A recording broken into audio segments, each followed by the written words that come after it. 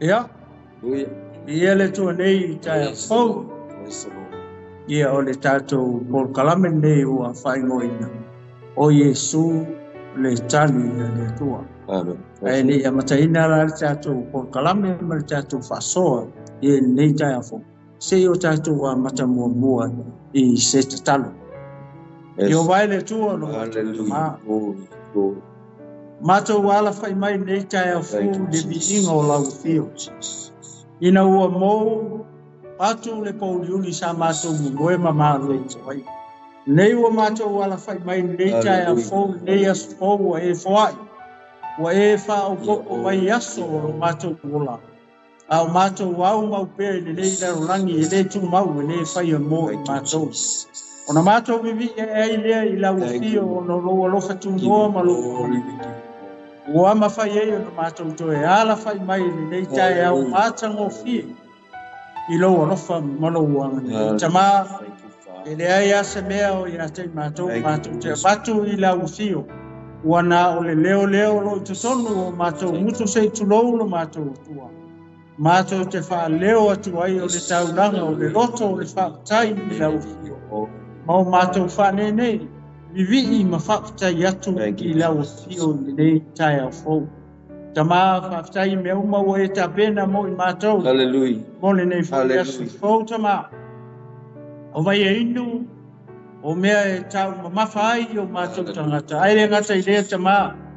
O lava e whapena o na mā. Ufi ai o mātou tino I lea aso. Le aso. Aere ngata I lea lo mātou o tua o le ea mama o le ea manino. O lo e whasoa mai pia. Mo I mātou I lea aso. Ma lea aso. Ma lea aso lo mātou o tua tama. Ia ua masauni. Yes. Ma te tupa la upu I le tai au nei tama. Au noa ma la ufio se ngā luenga e whai e pua. O le ala lea ua mua ai o na masatalo ma wala ua e la ufio tama. I la ufisoa soani I le tai au nei tama. Au ina mailo ua nganga pa I e petalai. E mori o lau upu o lau savali. Ia I le tai au nei le ai o fina ngalo maloto o lo nu mau tangata. Ai maiste o lau e kale sia pa ia I le tai au nei tama. Tama tau lava ina ia whao ngā mai o mā leo. O mā ngutu wha ngai o I koi o mā lau lau whaiva sei tu lou. Ai whetalai ma mori o e lau nganga pa ia lau upu. Ma lau sa vali I le tai au nei tama. Te talo foi. Ono ngā luenga wha lawe a le o ita mai. Mātou te talo tamari suafo I Mātou ke whetuku ai ngā luenga whaalawe a le o lo whealu alu ai solo e pei o se leo na tangi no mātou o tua alu esi aua nei whaalawe a o fola ina lau upu I le tae au e tamā talo lele ie I lau whaunga le ngausia ai e mua. Le whaunga le sola ai le fili le whaunga lea. E ufi ai o mā ua tangata I le tae au nei. Hallelujah. Ngai whetalai whea oea nganga pa I e te mori o lau upu. Ma lau sa vali I le tae au nei tamā ua māta talo. Fōi mai le loto matala. Le loto mau le poto. Na ole atu ai solo mona I lau na fio tamā. E leo le poto e mita ai o se tangata. Ai o le poto ina ia mātou I loa o whai o lofi na ngalo. Ma whaatu langa le leila upu I le tae au o le nei tamā. Tamā na matataro lea le ie leanga o ma o tangata. Ma te vai ma te le loa o se mea. Anga le lei mai lau o fio I le tae au. Anganga pa ia ia luatu ma le mana lau upu. Ia lawe ina se anganga molo malo. Au le sili o ia me uma. Ia wha malo si ai le tino ke riso. Ia I le tae au nei. Ia tatou mafuta malau fio whetalai oi. Tau lava e na mawhalolongo. Whao ngāo ma leo mo mangutu. Ai mori o e lau ngāng pa ia lau whiau malau upu I tae au nei. Ia whamanuia fo nei au nanga Global Kingdom TV channel. Sunga Leli Whatonu Pastor Mike Pureta. Le fale tua ma le rofo alo. Le ngata I leo la wau whai ngā luenga fola. I leo tō vine, ma leo tō vine I tae au nei tama. ia mataine lau fio me uma maea ia mafapea I fola o I ma ua o au auna e lea ma ia foi atu me uma I lau fio ina ia vi ia ai oi nei maso uma se o atu le fava vau e fava vau ia e sua fa ia le sua fa mau alunga le sua fa sisi le sua fa lau tele le sua fa loto le sua fa lo tulu ia lofa male alofa muti vano le sua fa leo lo matoli io Yesu Kristo ua mata talo mama awa tuaini amen ma Hallelujah. Ya. Ia le tua nei tai au fou. Ya. El manatu o le a fai lo leo. Fai ma fonga tau moli sunga I le whawhiangainga. Amen. Ia le toa. Taito I nei tai au fou. E mese foi o le wharitua ia Oriana. Ia mese foi ia le pai o nei kalesia I nei le Emmanuel Christian Fellowship. Ia I nei palau niu I tafa ingata I Samoa Sifo. Ia mātou te whaatalofa atuai ma le anganga whaaloalo I le tae au nei. Ia I lau whasausaunga Samoa mai mauma te tele se ia pa ia mauma itu. Ia I le tae au nei. Ia o pa ia mausa Samoa ia o le ale toyo ia sa mawhamatalanga. Awai le toi me fai se poto ma se vave ona toi au wina pa ia o Samoa. Samoa o pa ia o popo. Amen. Pe leo sa mawhamatalanga ni tae au no. Tātou a maia ia le pa ia o le tua. Hallelujah. Le pa ia nā fua ai pa ia Le pa ia e whamamau. Le pa ia lea na ia tu ua e langi lo na noko ali. Ua liu tino tangata ua fio ifo. Malu wae le sa tau. Hallelujah. Malu ifo le tunga mau. Matoe tu manu malo mai e ina. Wa fio e le langi o lo wa fio le tu tama tau o le tu tama. Pa ia na e le tali tonunga. O le nei foi au nanga man nei po kalame le tae au. Pa ia ia mate whatalo whatua. Ia male anganga whaalo alo. Ia I nei tae au. Ia e whapitoa se whatalo whai le au whai ngā ruenga tutofia le tua. Amen. O ro whapena o na wha mantu a poi le whatala whauto. Ia I tue fia. Ia I le ngato tono samoni. Ia whapea ia atunu mamao New Zealand, Amerika, Australia, ia Hawaii, ia whapea Amerika Samoa na I tato uso ia Amerika Samoa. Ia mātou te whaatalo whatuai ma le anganga whaaloalo ia te oili tangata o le tua. Amen. Ia malo whalitua, ia I le nei tū rā le tae. Au whaatalo whatuai le tino keriso. Le au paia ma le au pele uso ma tū whawhine I le alii le au kerisiano. Ia I le nei tae. Au fo malo so I fo manuia. Malo le langi ma malo le whaita talo. Ia le whangaloina fo I wo ma paanga nei ala ata flopo. Amen. Ia o longo whai o na wala tuai pe foi le momoli tuai foi ia le whiau mai nei whale na uniu le nei foi tu o le tō vini le tua.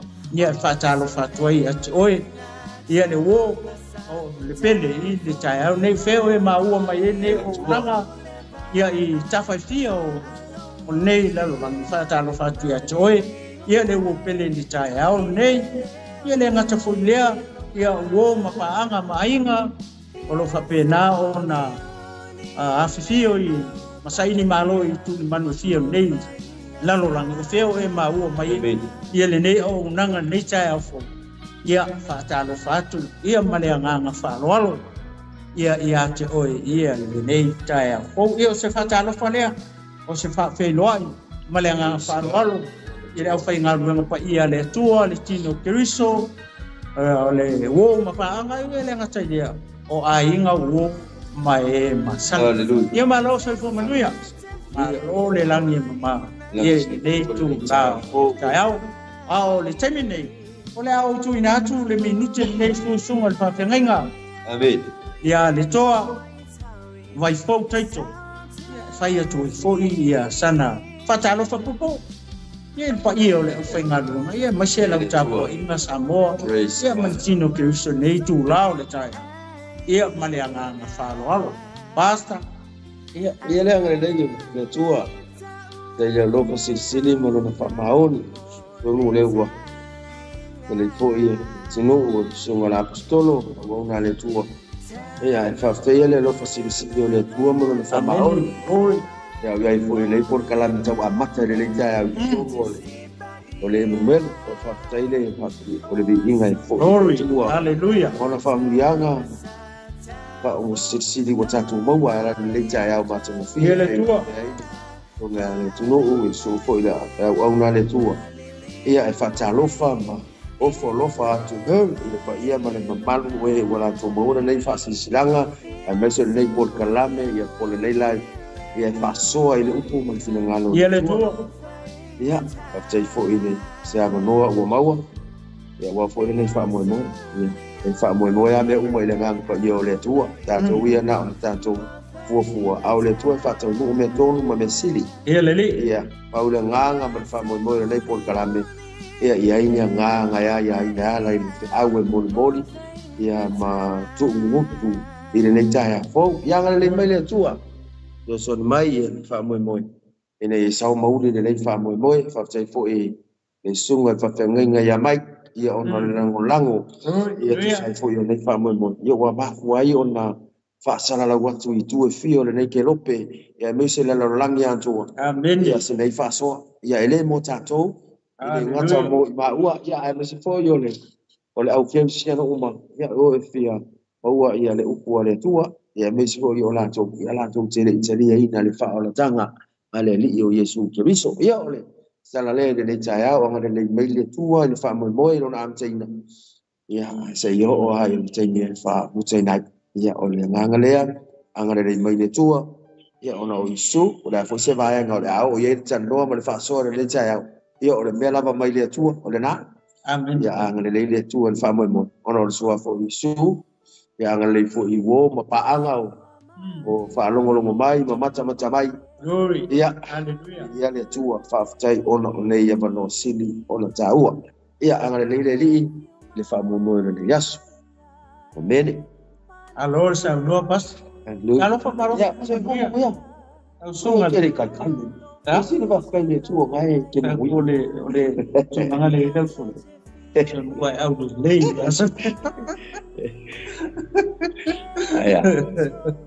ia le tua ia ai sai la vai fai mari amen lei se me ole a pole vale fui be sini fa tai le tua le wa tau no ma ma nei por kalama I Samoa nei tai fo ia ole vai nga mo nei foi o nanga ia na o to sila ni no tato screen ia na wa ia le ngol por kalama ia Yesu o Yesu wa o le tali le tua ia le ngata foi le ia o tai mo nei ia le wa a mata atu foi nei por kalama ia le mai le tua ia nei tai au pe foi no sa no atu ia pasa na se me wa foi le wa finangalo le tua ma te fasoa tu le tai au nei ia mo tato uma amen ele fa peo le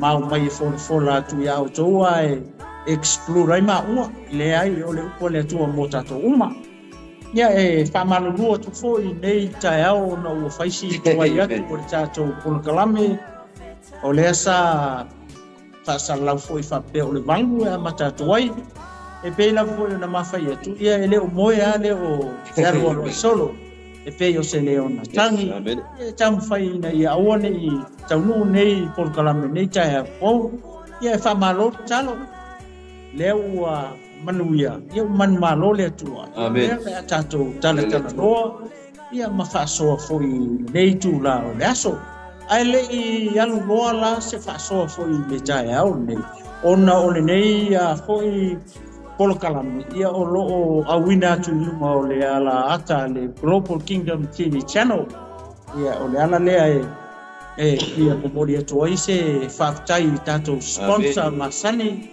ia UB money transfer ia o tau ia le ngata foi lea o le service love catering ia na o to sila fia uma ia le ngata lea o le Provo automobile ia i Manukau ia pe o tato sponsor ia foi ia lea wa na amata ai ia le au nanga foi ia masosani mai Provo ia le ngata lea o le au fai ngalunga pa ia le tua no la tua ma tele o nicho e kalesia o lo fa pena foi ona tutu watu le au foi e fa pena ona so swani atu ma support foi le nei ala esta o le propo ia o le famchalanga ni tai au ia fa manuia le tua ia to business solo ia lo fa le tua manuia ia tatala no na langi amene ia sasa malilini ifo na fa manuianga fa lua to na fa manuianga ia ia to business ia masio e kalesia ke riso ia le ngata ile o na le tua mo la to fa le tua ia o se toe fa so atu le nei tu la le tai au mo le to ile nga fa tai tele ia i tato sponsor o malava ia ile ngata fo ilea ia o au na le tua mo la to tua ia malitele o e kalesia nei polu savai ia Australia ia matutonu lavo sila ia pe ole vaanga le wa machato is fam talanga ia i nei tai au mase fautua mate tani to ole aso malo ole aso to na ole aso le nei ua makua ipisi alu ngore wa foi le ini le anga ia tu tato tangata i taunanga fatau sa penaina le o se tonai se tulo o se tau maftanga ia wa ia le ainga tai au ia pe tato o le lo famane anga leo le tua ia o se fautuanga mo oi tai au nei tau na ia fata oto atu yo au tafa ni tai au nei ia tau tua na ma lo sao ngale fai ma dia lo sao a fai 5 la tu mai awala ia anu 5 ke o male wat io ke o ia wa o ina e atangia mai ole ona ke usiano ia langa kele ia ke usiano e vai e tu lo foi le ole sound foi le 5 ava ko le nka ka ia wa anu lo va se apas e sao pasi mai la fa ko ngai ngal mele ia ole tu langa tomu lava na ia lewa mata tu foi nei foi po kalame tau amata o Yesu le tali le tu ia ki le tai au nei ia fai maria lo sa lua au e ke kangfua i mea saina lava saina e mo ia le o lo mai saina ulu tau po se kanga ko foi o fidi market e o ni ngalo ia te o ke usian ela sisi le tu le ku le angeru ia tu lo sa mo ne chao ia o le ase se leni wa vatu ele tu ele o fai lo fatau nei sto nai ia fai ele fatau o te mana na foi be content of what you have ia ngata lo na in mea na wa vatu ele tu yo au ia mo o lima ele o te fia la wa fo ni te me ui la vanga le so kupi ia le o ke fia wa pas ia le tu ia ai pusa sa wa so ia le ye ni ko mai pu kom lo go le chen ia ai o le ta sa ban se fai tau mo bua le tatusi ia ona ta tana noa i le apas ia na o tanga i foi lunga le screen na o tatu tusi o le feso e lua o le foi pula e se fulu lua se fa ngata mai le foi fulu tonu pe o le ia ona ma se o ma fai tau na foi le ma tu foi pu ia ona ma tata noa tu ile ia ma vatu foi se fa so ia mo le au kiusiano le au ia ia le au pele ia le au fatuatua o uso matu fa fine le li ia i nei tai fo ia male anga fa lo ia o le ta fa tau pasta ia fa u mo ia la tu si ta fa tau fa si ia o tau foi lava o e na o ti a mio le au manga sala na o tau sava rani ai an bua e tusa male tua le na rangi e tusa male ta o le au fai pule i le va ni nimo o le anganga le o tatuanga ue nei e o fa o la tau foi a mio fatasi mai sau uma ma ila tau ana mua ina o tatou no foi tu na o tatou tino na fai foi tatou o mea na loto iai tino a toa ma le afafau ya fana o mai ko tatou fanau ma le tosa pa pe o isi tatou ho a ole tua wa iai le fau la i o le alofa ona o lona lava alofa teni o ia alofa ma iai a tatou a o lava i tatou ia miola wana whaonga mai ai tātou whātasi ma ke riso o le alofa tunoa ma whaonga i nai tātou wana toe whātasi mai poi ma whaano nofo whātasi tātou ma ke riso Yesu i mea au me langa ina ia whālia tukulanga atari e sili fili ese o le whaonga i o lona alofa tunoa i le ama le nei mai a te tātou ya ke riso Yesu wa o le alofa tunoa wa whao ai nai o tau le whātotua i le mai a tau lea a o le mea o na mai le e le ona o ngā luenga i le vitamita sitasi wa o lana lava ngā luenga i tātou na whaia i tātou ya ke riso Yesu ina ia whaia ngā luenga le lei o saunia na mua i le tutua le ia tātou sāma mani ai o le nei i outou manatu tā whapaupau outou ana mua i la le tino na tā hua outou o e le peritomeina i la tou a tā hua o e peritomeina i le tino o le peritomeina lea ua whaia e lima i le tino o lona po ia sa le iai a te outou ke riso sa tangata ese o tau i le numu Israel o tangata ese fo i le whiangainga ua iai le mea na fola folai sa le aiso o tau wha moe moe sa ngo fo i ma le atua i le lalolang a o tau po nei ona o ke riso Yesu o tau sa baba mabawa na mua ua whaala talata mai ya toto ke riso a wā o ia lava o le tātou le lenga wana whaia ia tasi e sa whaalua na solo ia po le pawa e loto o le peita ngai sa vae lua i nai. Amen. Hallelujah. I ele tua. Praise God. Ia, i ele tua. Amen. Ia, sa mōma le au ki usiano nei tū lau le aso. Ia, o whai pula i e se fulu ma le wha. Amen. Lena ma whai tau atua i le tai au nei. O lea ole a ma tala noa atua i. Ia ma whai atua i se wha so. Amen. Se wha malusi. Se wha manatu. Ia te oe le keusiano i le tai au. Amen. Ia, se i whai mua sautala. I fo i le nuu lea tau o Efeso. O na maa o ai nei to tonu o le ano tusi. Po o le mea le fina ngalo ai ia le tangata na ia tusi le tusi. Ai se o tau amata tu fa pe pasta. Fo i le nuu lea tau o Efeso. O Efeso. O le ai o le nuu sai ai le taimi lea. O le taimi a o tūla i mai le malo Roma. Na te pūlea le larorang. O le taimi tonu ale. Lea na lua avatu ai le tala le lei. E le aposkolo Paulo inu ese. E iei la le nuu lea. O Efeso.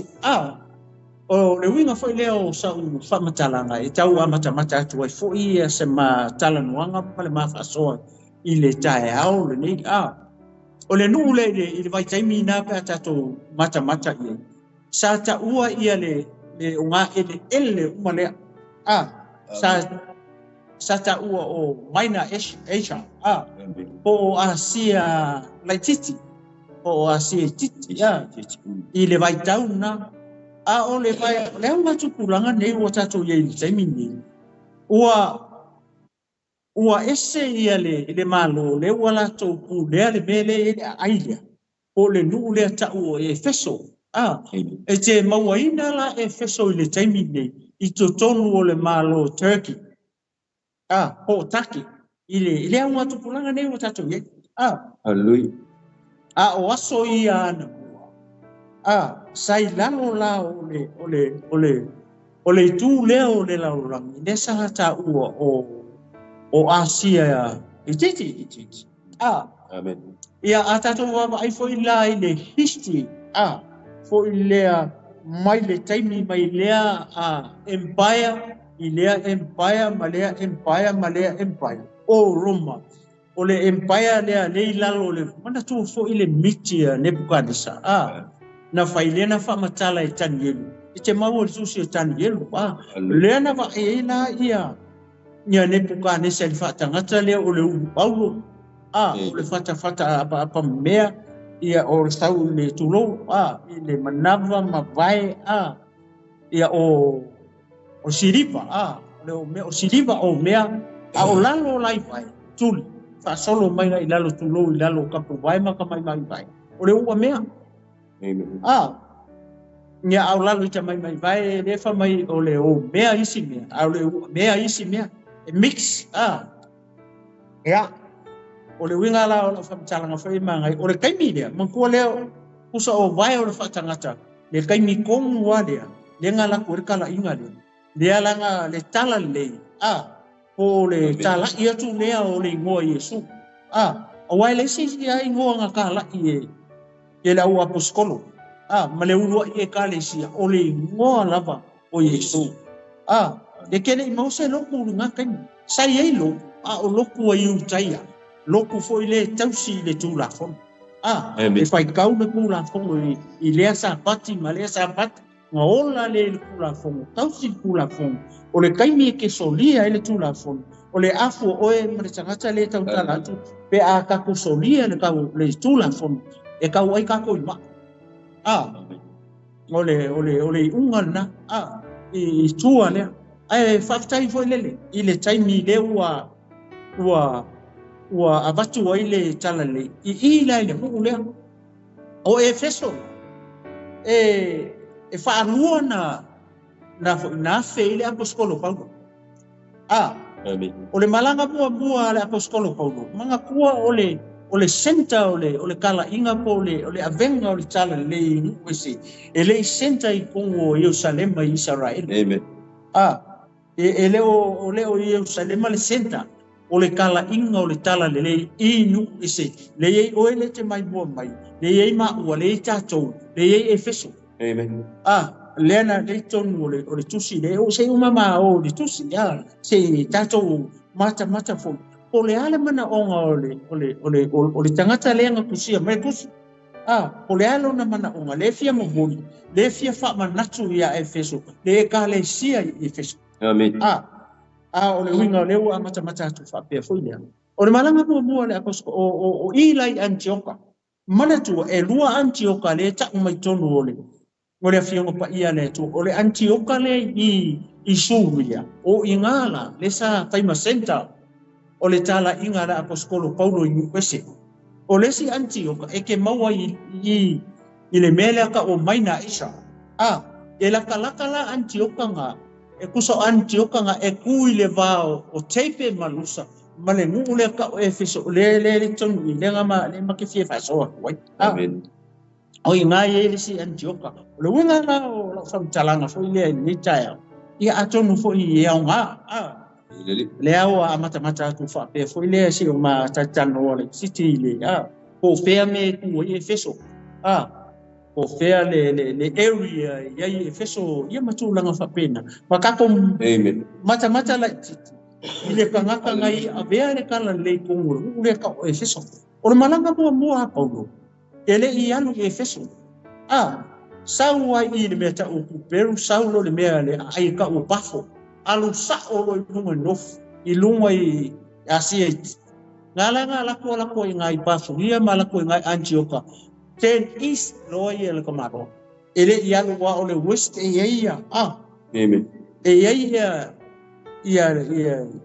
Efeso ai nga chen is ole li yunga la le ole apostolo i le tulia ai is nga kau ai lo nga me ka ulusa i maa ko e fo i lo le apostolo ia le la tapupua ko e fo i mai lo nga i lusa ai le yo ona i mele ta o Efeso le ai dia o mai lo ko fo i lo i Antioka ole malanga longa lua la le apostolo ina ua umanga fi ngau le peritome Yerusalem ai manguele kala inga le oli le peritome le pa se tulo o le peritome le nga kala le apostolo o le peritome o le loto Amen. o feme ene lo fa mai sio ia ka ilo a uia o la o tani tonu o le loko o le mafa fa o le hats le mere le ekele nga fa so me na yo uso au mai me ka o lo hat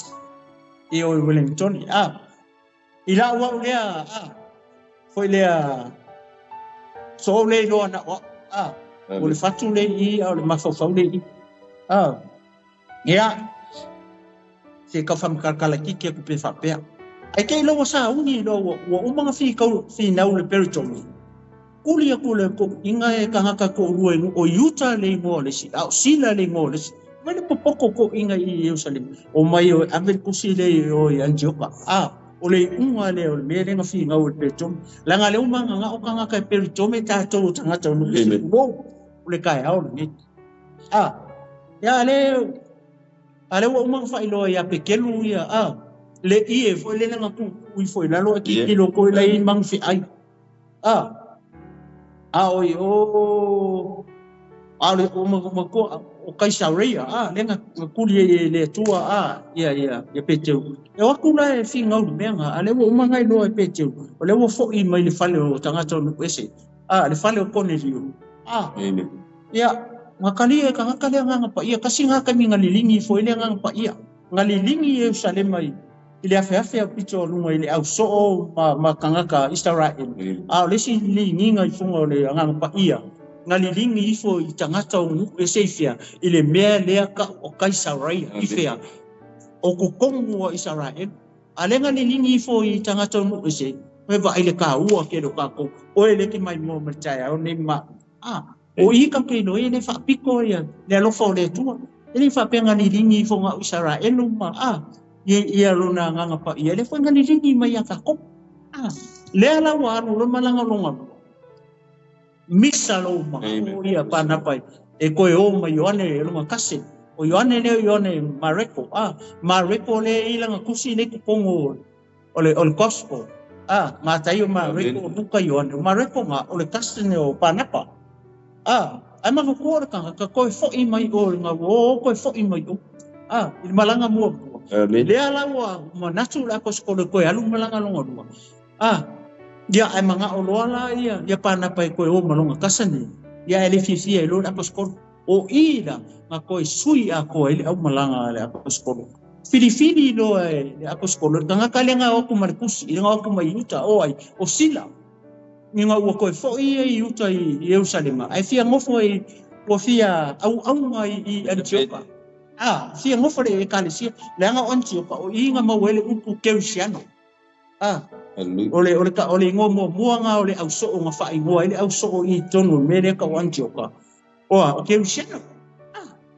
ia ke va no pa na pa malonga uso i ku peru ngai o mai le oli ia ai uia to mai no malanga la apostolo la uala masila lewa mai masila o mai oso mai lunga suria ia fa solo mai fa ifo mai lo le la ron me le ka o teipe ma lusa le nga ka malanga mo o mai lo nga mau lo Timoteo ia ole fa ku watu na umaloa na tapena Timoteo o manga o i Paulo lo nga uma fa mai ele mama ke le ale vao i teipe ma lusa ma le mele ka o Efeso no ole ai foi le sa faima ole crossroad i mea pe mala inga va uso nga pe sa faima ole center ole le o fe malanga inga ba olo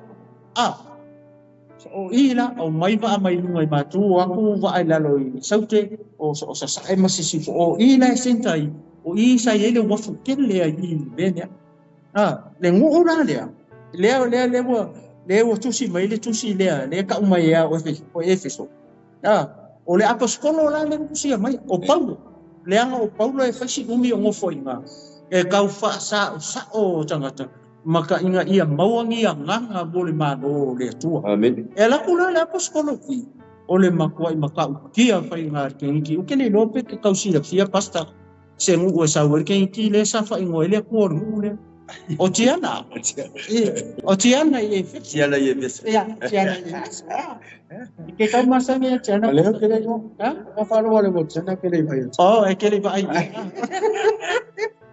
ya malo kau karsa o pas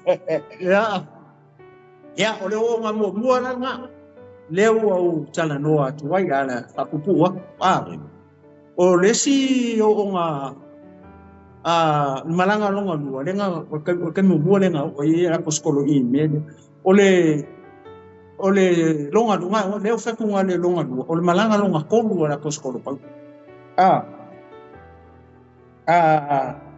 ia ole malanga longa lua vai fa duanga o le apostolo paulo la kuan malanga alu fa pe inunga alu fa pe nga inunga te ro filipi pa fa pe de stadi po le malanga ye e fa ya fa malanga pa ya paulo awangi ka karasi so ko i asia ko fa ko nga ende apite ro karo mereka manu i o Makedonia ya o Makedonia aku ende api filipi o mai filipi ya foi fa solo mai lalo fa solo mai lalo nunga Tesalonia Berea sa lo mai lo me ka o konito mau ai lo pi sila ma akula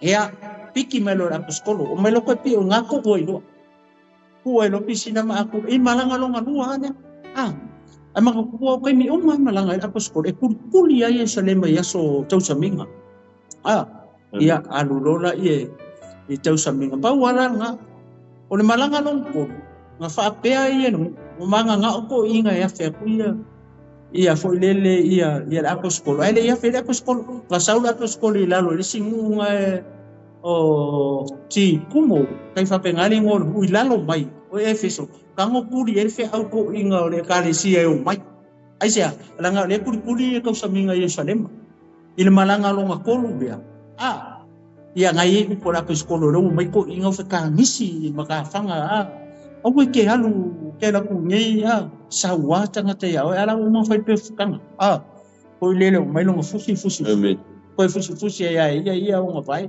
mai fa pe uma me fa ile o ila Yerusalem il kan kai o fusi de o pu fa pe tanga asa o le la kunga nga o paulo malanga muli ale ma fai ko inga afinga ngano ile tu ko ki ko va ayo maka ai ale ia goodbye ko pasa fu ola kunga ale mo la ko ia sa ole ko skono ana ko le o pue au mai no le sa no le malanga no fa ia da ka ki ale pe no fa so e fa rua nga o le ko skono o le malanga no nga ele ia o le malanga mo ele ia fe malanga long po ele ia fe fo i malanga long fa o le malanga long fa le sa we po nga mai fa panka sai mai le pa kasi ale nga fe fa o la inga o mo le nga le ngo ia me tsa ngai ki ko le fe pa ia le tu fa ko o mo le kusio nga luanga le ala ya ora fanga ka mai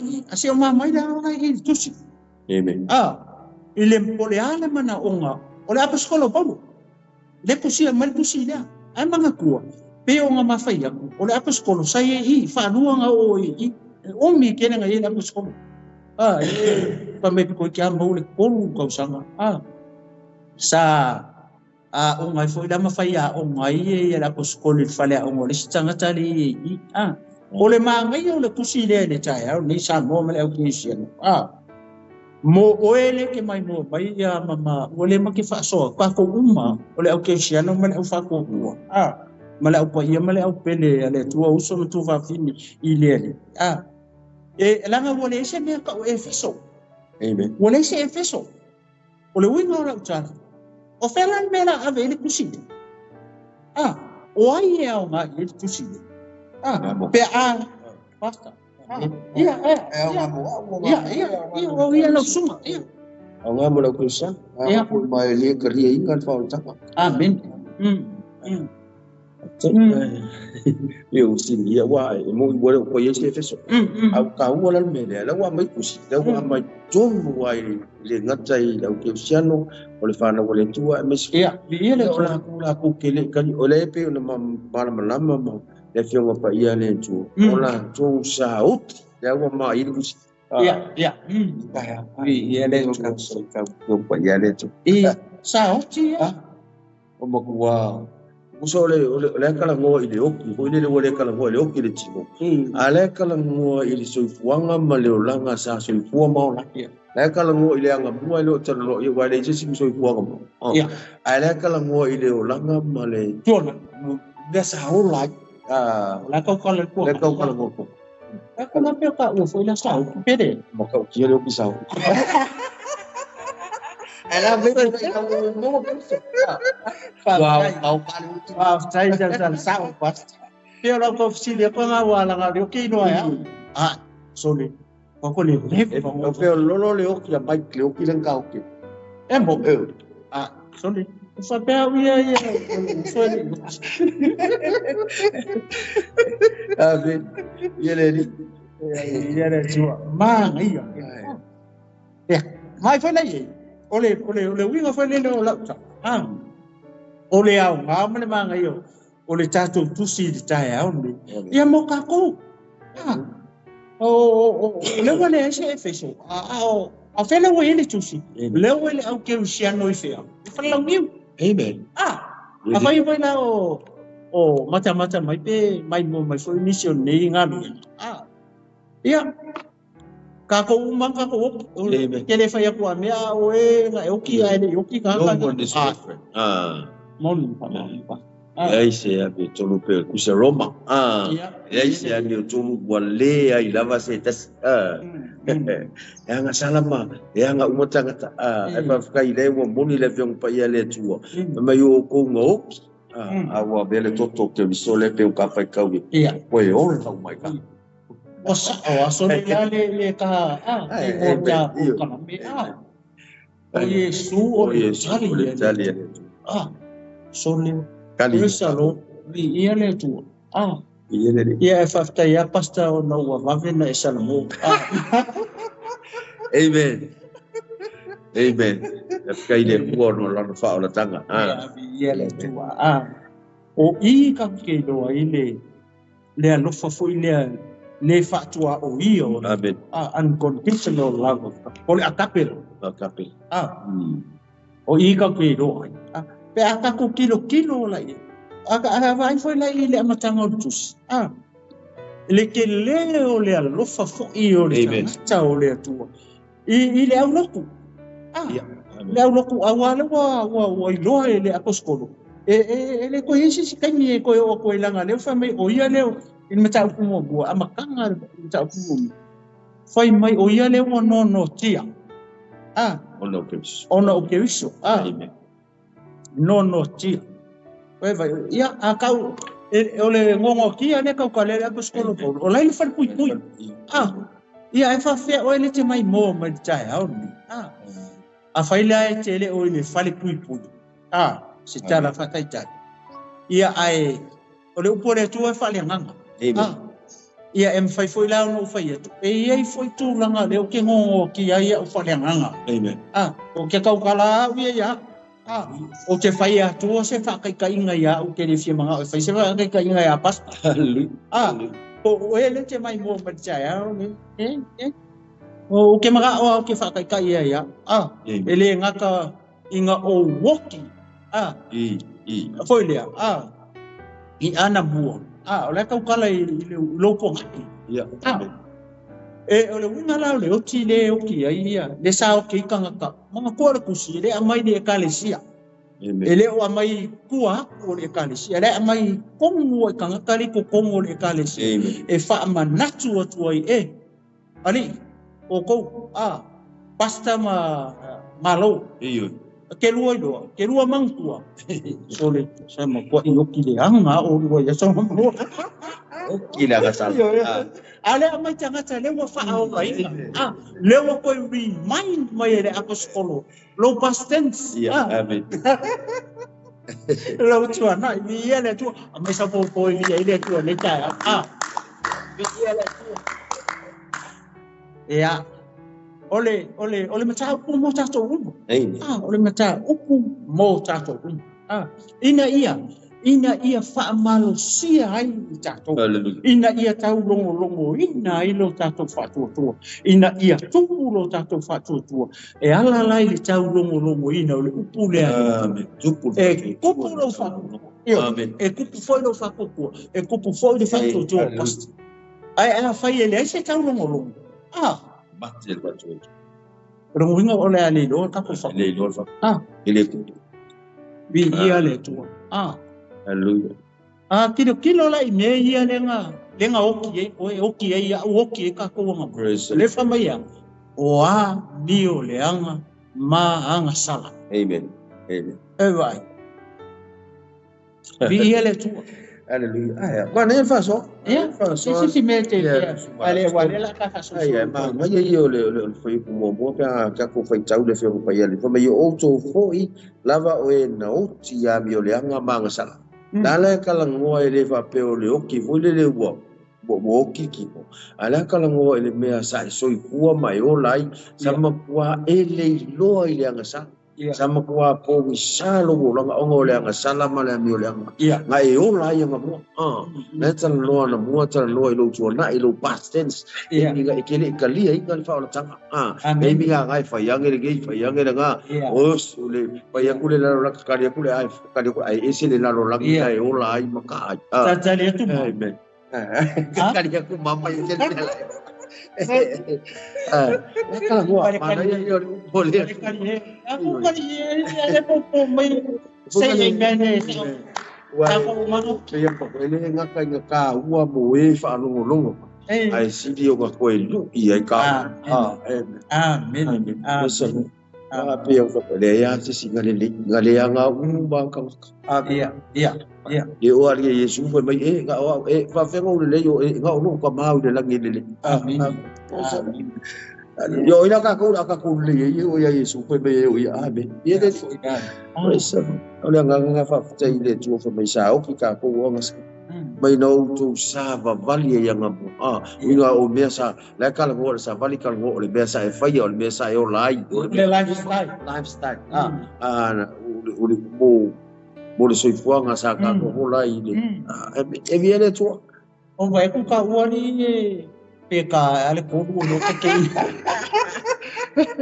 vale aka pasa viene ya fea we tu la tayau tu no mau ta malau tu no sa ya tu fai fa chaua po ele filima que tipo fea da vai ya tai tu na ma o ne yaso pe no ma fa ya tu wa le tu le tua tu no foi te le sa nga le po le tua ye mo fofanga ne yaso ole moni ma fa ma ni vai kasi upule le kwa ma ya ole oti le tau talai ole oti foi le ile anga amen o ma kwa ile ai ma se me le anga ai o le to fa nga le anga o tangata amen ya le anga lua ya tangata ole kangaka mua ole kingo ole fafo ole kangaka mo le tangata le nga ma ngapa mai ele tua io ponga isu mo foi ponga isu waka ua ai cha ua o tangata ola amen ai va ila ye mo tangata foi le e fafanga kulo nga ole king ke va ai ko nga woka sa pe woko yo ko makua iyo kia ole fi ai yo la makua iyo ma ya ko fafo ola ole mfainga pi di ma ole mfainga pi di ma sia de ko anga fafanga le tino ole anga makua ile ai ma se mea le anga o avatu ai oi ma o chato ole o kila le nga o ke no ka Au tangata le ai ola I kongo le kalesia le wala ko kalia le kala ina apostolo Paulo le ala le ngakusi mai le apostolo Paulo le kusi mai tu tonu le fatu e fa manatu wai ya tangata ia wa le wa fa ola ina tangata ia sa ola ile amio le anga ma le sa oki a fen me le wa ola fia le wa ola tu tonu le kalesia ke wiso ina wala tu talia Yesu le talia le tu. Eu foi bem e Colossenses tau pelo foi presuntor mai o tu foi sa oti a mioleanga malele perito bem vai le Colossenses como foi lima olele ya o tu fasioti o tu tino oile la lolanda amen langa le ko la ala ke foi bem le Paulo e ule ka ke la lolanga ngi le o yo le la lolanga ya família fez pai ale tu ainda le ka ke ola so ko la la ai le yo le la lolanga ka ele ka ko ka foi le ka ko ya le wa pai ese amen oi ba le sa bom ba o cristiano ba o fatu o usom tu fa finile le ba ia ba le o pele chai Ole hoki le ngau ki mua ya ka ko uso akama. Amen. Ma evo ka ko ui makua. Nga mua hoki le ka pala le apostolo I ka ngako le kalesia I Efeso le wa mai kusi. Fa fenga fa maungi ole hoki fa penga le ngau ki. Ele fa penga nga sala loa I akama eva ile aso le nga sala. Mangkua la uang mua nga sala. Amen. Alenga fa lo ole aso ke bua ai le la au. Ke lua ai na au ke lua ai strawberry. Ya ma apu la ngai fa me kan kale apu. Ai le se apu. E ke piu e ka ku spa e ka ku fa vai le fa me a me ole apu. Me le mo I ka kasamo. Suru ngo fa ma milo lo ko le tu fa mai ole apu. Posto ma tu fa finele ele se apu. Ele se apu la au ne ya apu fa fe so le sen ma ngai ora e se a fo ringa la sen me se fo ringa la le nga la ole ku ku sa kangi ma I ka ole le ku ku le dragon ole dragon ele o se snake le ku ku nga Ore kanga kale nga pa mai lunga le nga strip ele ku longa ngo foi le Lucifer. Nga Lucifer ai kongi mai la longi ai fai kau I ile palinga spulu foi po fitu wanbi la wa kau mai nga pe fa ngo ka ko kamanga ole nga tatu wai ole ta rako o sa kan ma ke mongi manga ngaleanga oi vai te kele ngo ka Saulo le fai longa malo. Malo kamanga. Avele ka pa umai lunga dragon. E fa mai kusyo fadi. Nga ka kilo I o feme nga sawaru sa o ai longa angko. Ele fa penga Saulo dragon sawaru de sai ka pe ami yonga pe ami monkey. Nga sawaru sa o ai e ka mai kyo lako ai nga o yotara ko. Ya le ala u e vai ngoki la ngale ngoki yoki ngale ka kala I ole o ti fale nga fa fengo fa ma yo ru fale nga pe o fa ya ile fa penga sala lo akamba e va oki lo ale nga fa ole aso e te lu ai ele la au ole aso nga ke lu oki ole ale me nga o ye sa bo mala fa ka mala fa fo nga o si le fia le o pa ia mala o pele ta nga ai ka ko kamo akamba so le oye ka mo ai pastor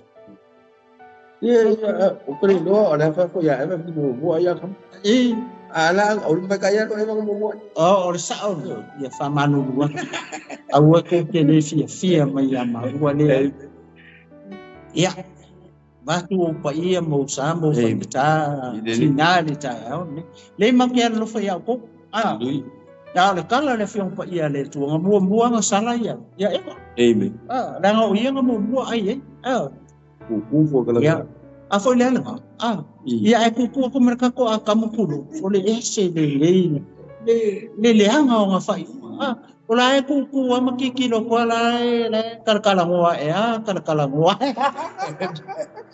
Maka ngali oki le vai ai ba. Ya oki le vai.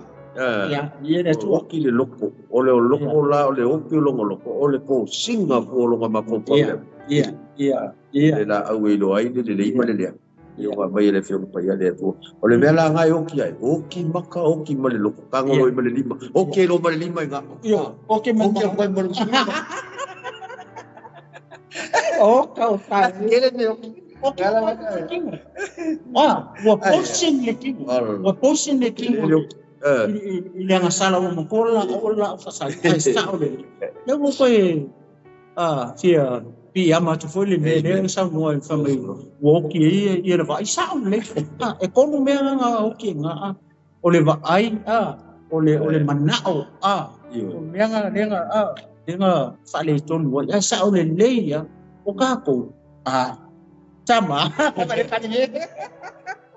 olha cadê se pasta se mai ka wo ke aka ya le ka fa makala ku ya soa ai soi mana tua Jangan diskoi oefo Macho, ia mau tangata le tua. Ya ngana kala gua ya so ngabua.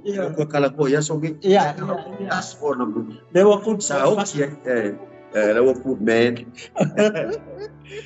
Dia leri. Ada ya le ku mal fina ngalo le tua bu ka. Mana tua. Ma ni e o. Se o ku le tua le fenga nga tua. Ma o ku le fenga nga fo. E ke wo sau Yesu. Na fai mai na mua, le fai lai mau ele ku nga mua. Ile la unga fai ma tai o lima. Le la unga mua Yesu. Fai mai. Ai fai mai na mua. Au ai te muri lua. Amen. O te fai atu ia te oele uso le mai mo ai mama ua ma. Ke manga e ku oi ma. Amen. O ke le manga e ke fia ko uma ka ua. Sorry. La ngale kala ngolu ku ya ka. Ia. Mas vou pôr ele peia nga mafai ele fa pele foi le o mama i make fa so o no ka ko uma o le ngale o le fa so tala tu foi ele o pone tu ia mo ka ko uma ia nga e anu ele o ile ngai foi aso mama o ia maka ko ma fa fa le o pone tu o le mea o e o kia Le fai yoki ale mea. Fai yoki ya. Mea koe tua. Koe vai upo Yesu. O lewa wa ai atu i le fafinge ua manao i ailo na koto. Wa umanga wha muli rua mai. Koe vai, muli rua ai. Oki ai maka. So maa ia kelele. Ia pasta. O le oki ngā rea oki ia. Ia foi le uru tangata po ka ko wai mako. Nga fa mai wa ava ia fa tau fa mai wa va ai atu. O le va ai wa va ai atu e le leipe ai. Fa. Ale sau Yesu fa mai anga bua o ke muli bua o ke fa ia ku ya. E va ai atu ile fa finge wa manga o lu. You already did it. Vai le mang. O le fa mau ninga la o le oki fa le nganga ni. O ngai le ioki e kamu le asonga. O kamu fa ko oki mai kua. Inga ua I pa se lau. Tomu se fulu. Tau sanga o le o langa o kamu. Koe vai le. Umi ke. Ia kau ke le no inga kai ni pe o le ali. Le o ese tana tele foi le fion pa ia le tua le o langa o kamu. O mea ainga salamu kamu. Ia ele o lope fia kau sanga o tinao le ainga. Ia ai oti Yesu no makua. O eva. Ia le tu ia ka faso solo mai no le lalo. O ngo le fa makala kala le lei mai foi le o foi pu rua pa. Nai o nale e vai nga nai. Ia le ka ba umale. Le tasi male. Le tobu. Mai zato o ia.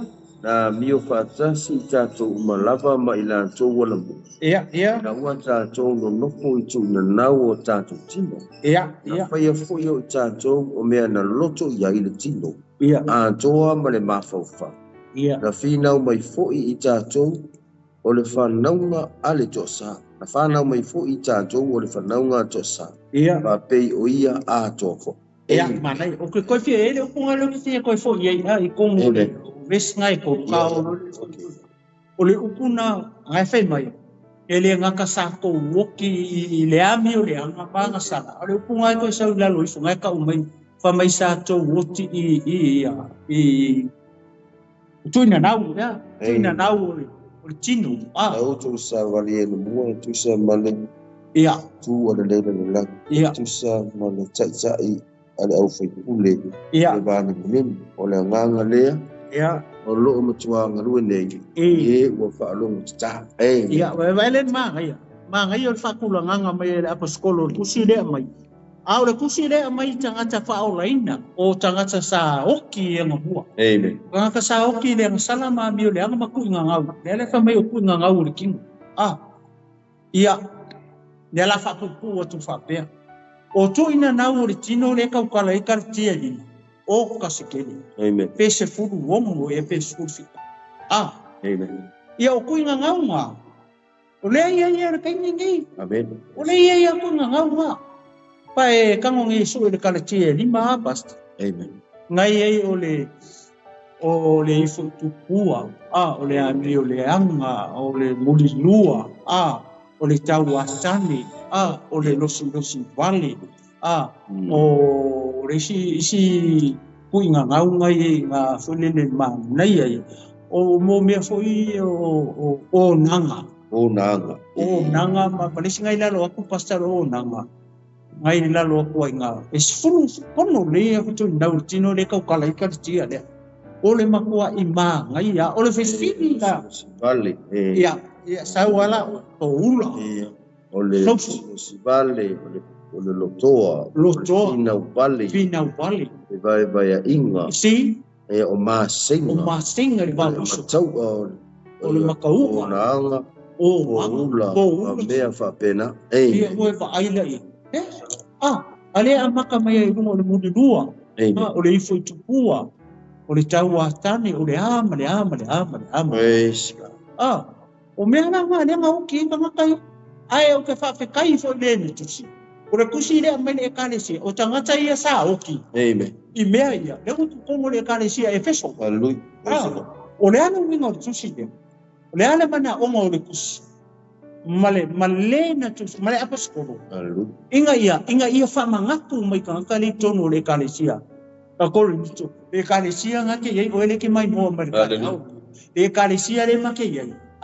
Male ekalesia le matangata le au keusiano male Mai va ai le makautia o le me. Le me o le oki I kuinga ngau. O me ia taimi nei.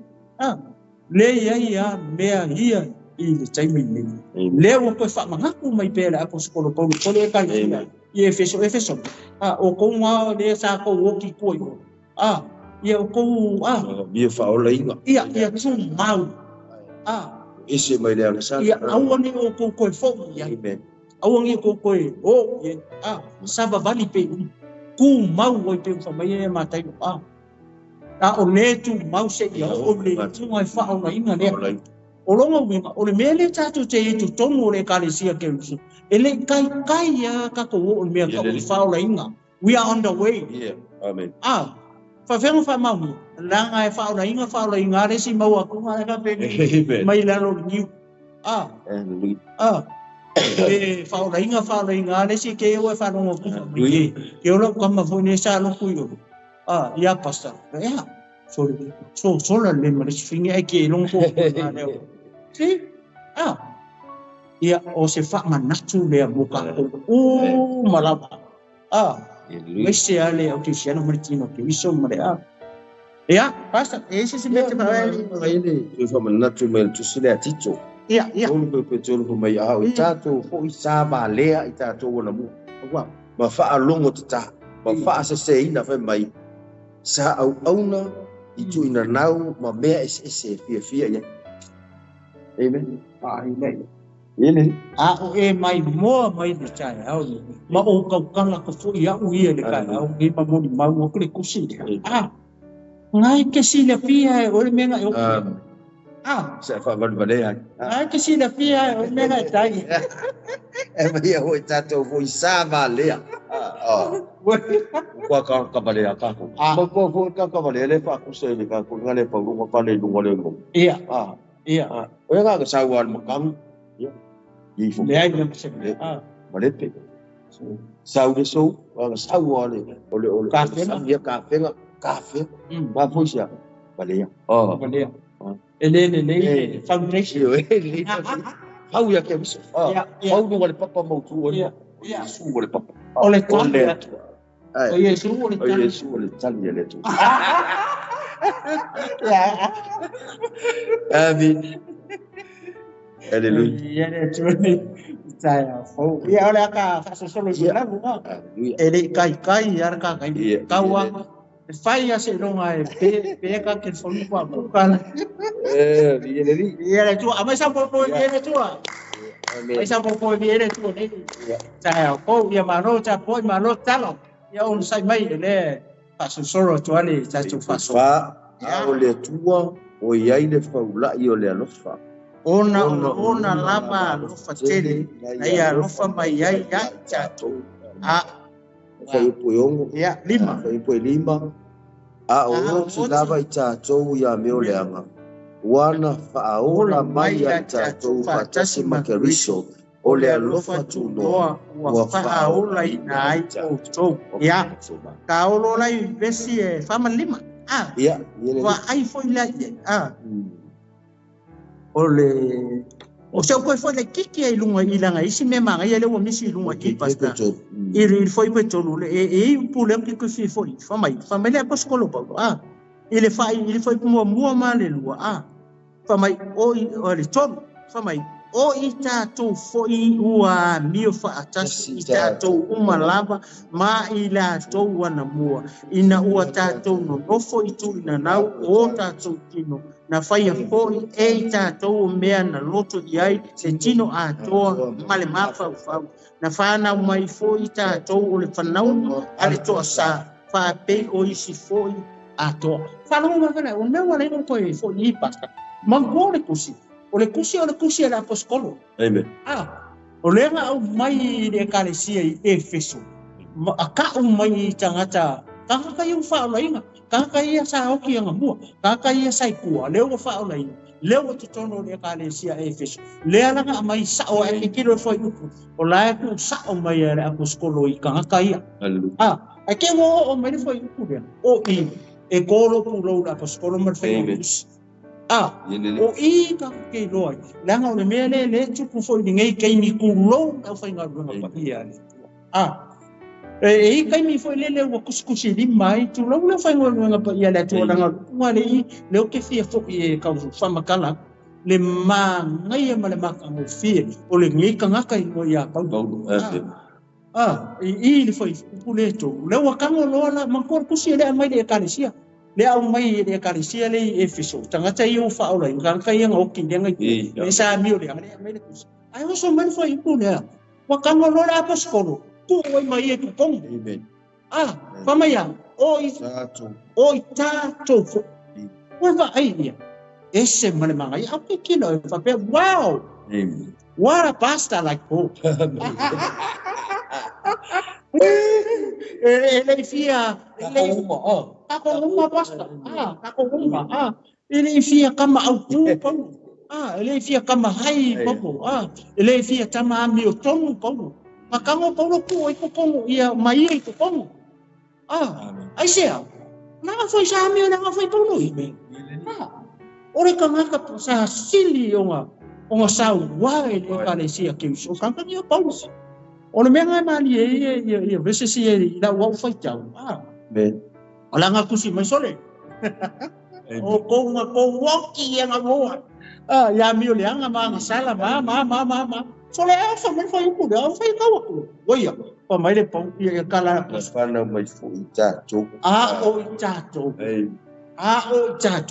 ele so ke pa mo mala u amen o i ka ke lo mo ko le ko nga cha i el o fa i de la ku haleluya ala sa o e te foi nga mo ni ma ku ia ma o pasa ya sa maua miolianga fa maua kulo nge ya so sama ngata wele ya sisi perfect i lumo le tu anga salaka ka umo le vingi ole tu singa fa mai roma tonu fa ipo lufu ko sala tanga ta umo le vingi le tu anga salaka ka amaka mai ku kasier ka kulung fa nga mai ile manava tina ya sanga ngasa nga o Yesu le makifai ku o Yesu ole tali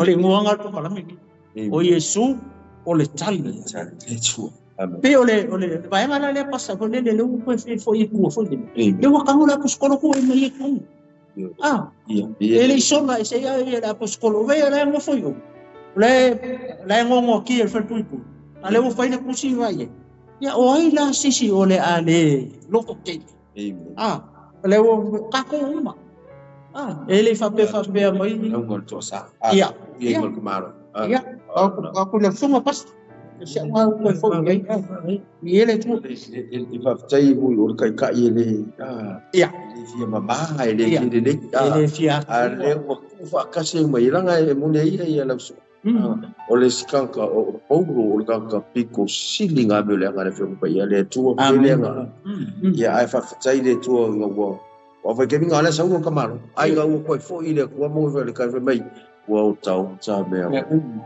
on me ngale mo ga o ina o ke wiso l'Italia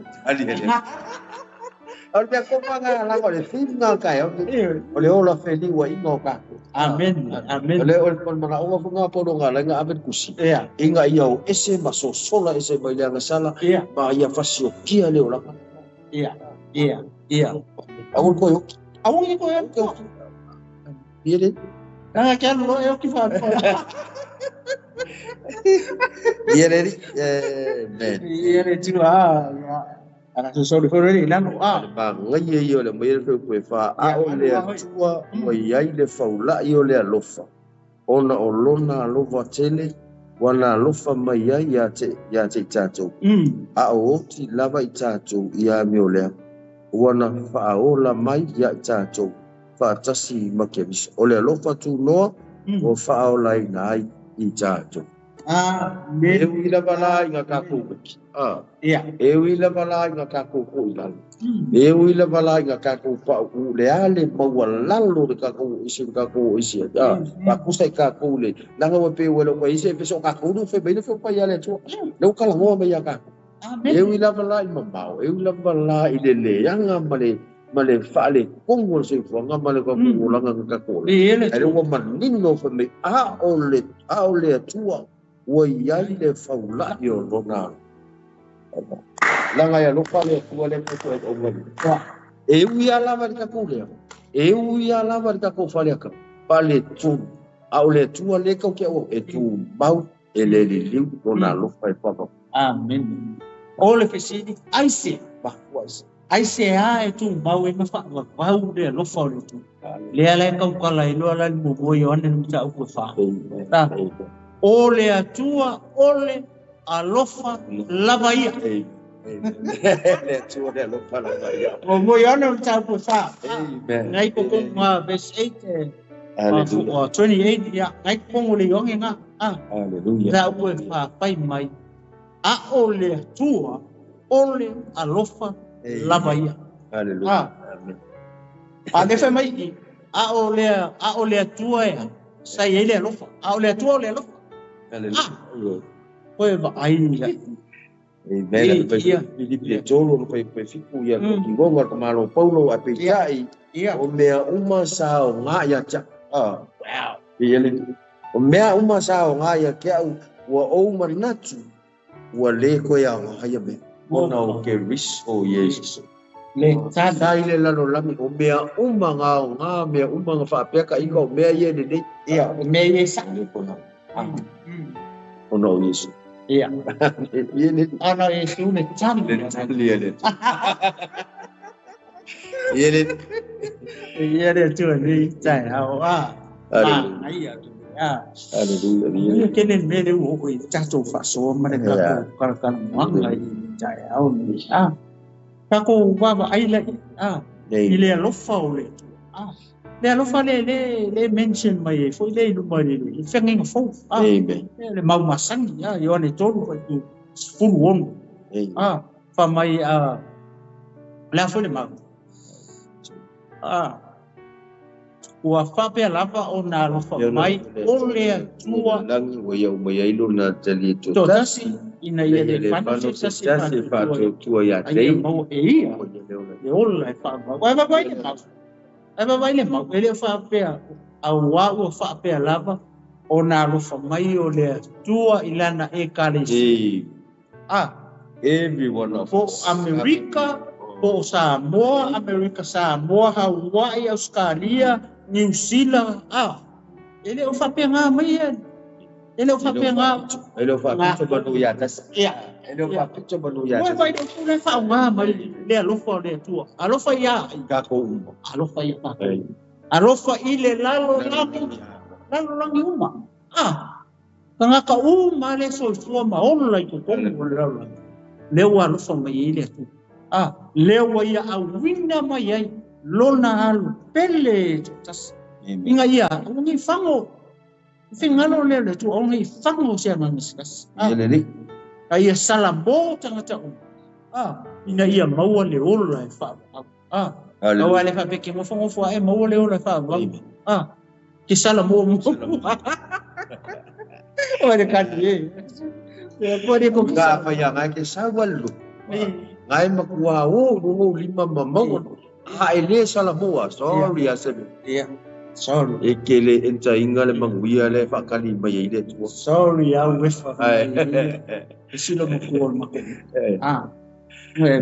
kele ritinga le bela fakali mai ile tu ole ole tawi boka ko le fa mana tu ole upu le ngambua upu ia ole message amen foi lele ale teu wala leve mo mau mai sei e mua atu o ia na teu me ala ole ese umar kama malanga fa ina salamo ia lata mai le malo o to fa ngawa ngaka fe ai ma o inga ka ua ko ya ko inga ia ko so mai le ko sa ta ni o le tu salamo ngi o va ai ko le salmo ia ka lo fai ta ko uma ai ke wa sa fo yesu mana tua o matai o e lua foi po lua ngai sa we yongi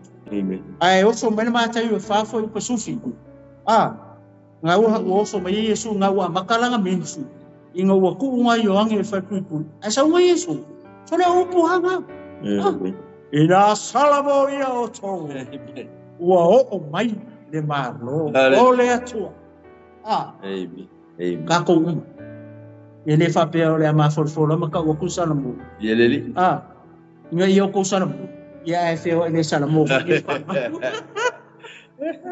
mo tato maisia langa le walo familia tua ile lalo langi uma amen ya ka ko kitilo la ipelo pule familia ole lofa ole tua ole lofa la mai ole si upu le fa ele mention mai ko i pasta si o walo kiki ngo ko le amen ole upu lea ole alofa tu no kako fo ile lungo maule yo ne tolu wa fo besudo wa fa pe lava ona alofa mai tua ile lalo langi man ko la mo le alofa wa ia awina mai ilo na tali pele to tas ole alofa na ole tua ole alofa tu no ole tua nga fa ilo kingo amen o ile kingo ole alofa ole tua o yesu o yesu le kingo le alofa ole tu o la nga ke fa kunye ya pasta to le isero lo alofa ya lo alofa ya o to ai nga upu wa ele ise kingo lo alofa mai mau kain fa mai no le ya fiong pa ia le awangi o ko alo alofa ka ole upu male mutu you are lying ele mongi no punga ai vai ile mele tau fai tu no fulia ole fa me ole alofa ole tu ngai a winga mai lo ngalu pele ko kas e vai la usina fia ele tu ngale kasi alo ngakali ai onga lo fai le rang o ele ke mai mo mai ma u le ka kala ko ka ko o tangata uanga sala tangata uma pe fa mai o a roma tonu fa ipo lu suma ko wole o ko le bi inga le tu a mai lo le tu lo ngano ma fai le kingo la o le lo fa le tu a wanga fa pe le fai se kingo le lo fa o le tu o le fa fe la ka ko fa fe la fa manga lo ka ko onsa ngai ni ka ko e o ke le se pa mo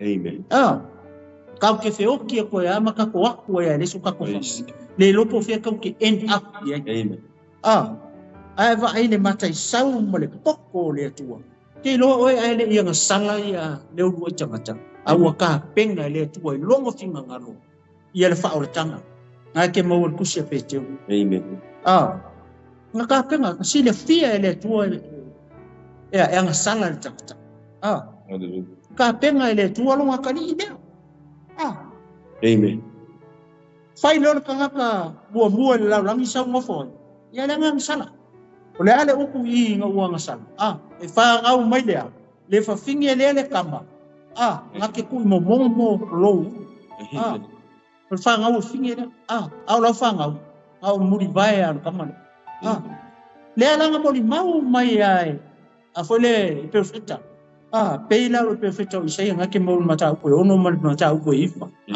fa mai e tole ta ko le fa na mo le kam fa na mo tinga au le si wa le mata ko ono mata ko to ngai fa mai e fa na mo le tama fo ina mai le atali e longa ua le malo we vai o le kamanga o Yesu ake kilo le ngo Yesu ele o ka ua mai ku fe ngai ngatu ai e ke fi e se ngore fa nga mai tu o le tama o le atali le fa nga mai tu ko a mention mai la vale ngo Yesu I fe ngai ngofo ine o sau ka pilielu fai a Maria o le ato e fa na mai tama ya ma o longa ngo fo I o Yesu le ala wingo le ngo Yesu o le fa aola o ona tangata o Yesu o le whaola o tangata o le karinga le atunga sa moe pe o nga whai moe ngai po kalame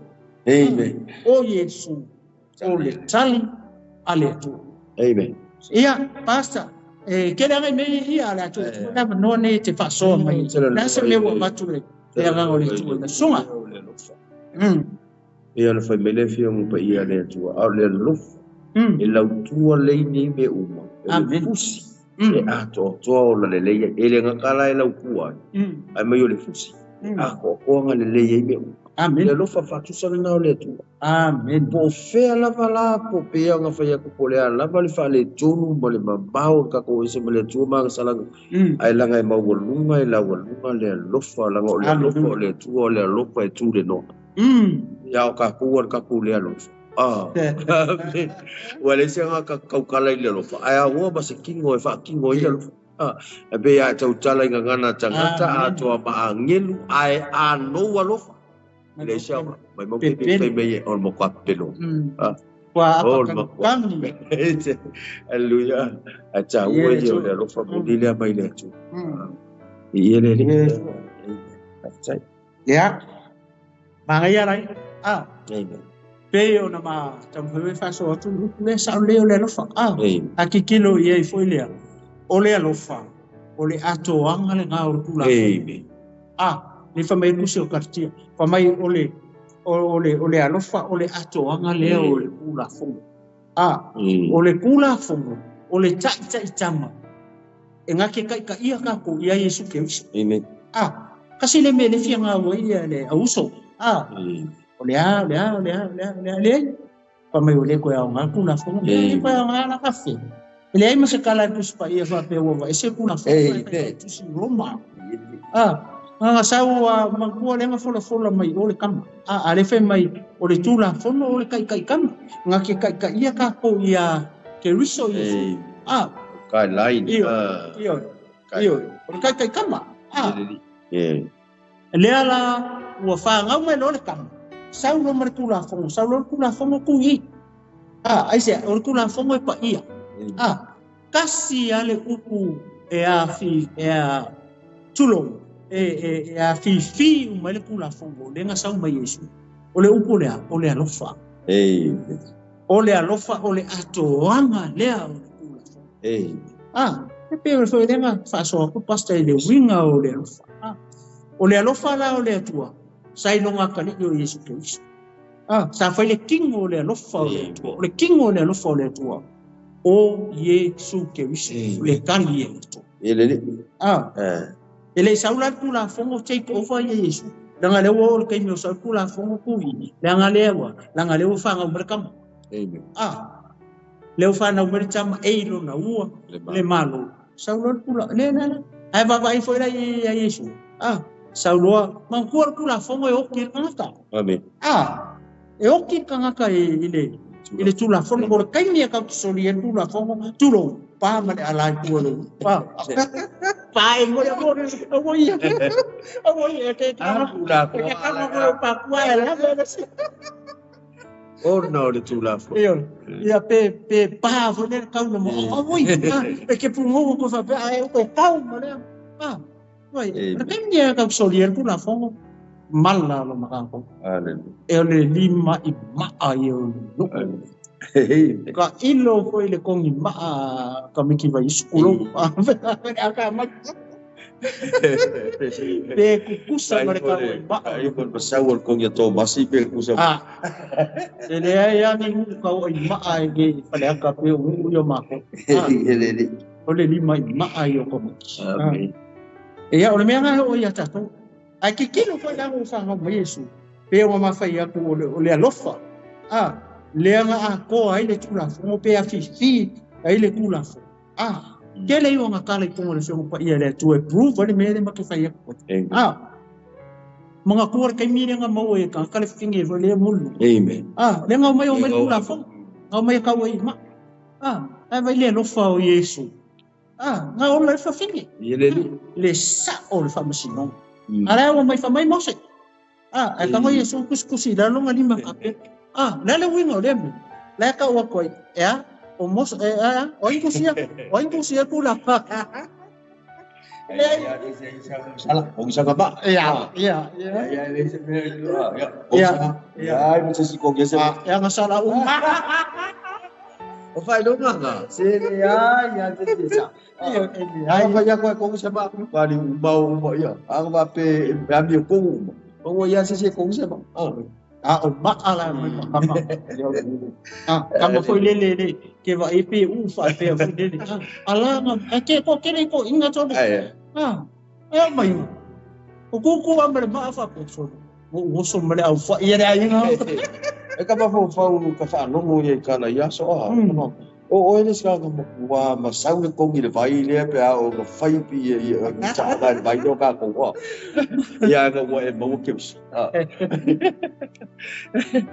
ele fi mana tua nga basta pe amo fai ko ka sa oki ka sa oki oki le oki ko ki ya ko wa ki yo fai ko le va o le lo fa tu no wa fa'a lai nai tatou ile fa'atuatua ele mai ia tou fo'ilea o le mea ua fo ina mai ele atu wow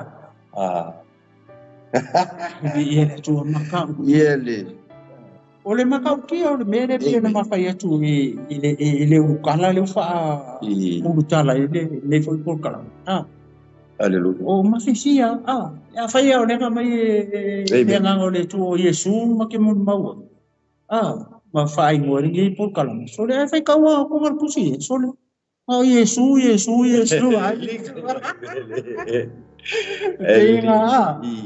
pe fa le kala inga le au apostolo ma le ka la yo ko Yesu le sika ka mo ko ika le ngore ka ka le o so ia ngale kalango ma ala Yesu o le awala chama sipo ia ele hands up inga o nganga kalia saulo Yesu awala ma fasidi oi ia deli ia oi ia ya kali sa o mai lo ma Yesu o Yesu o le o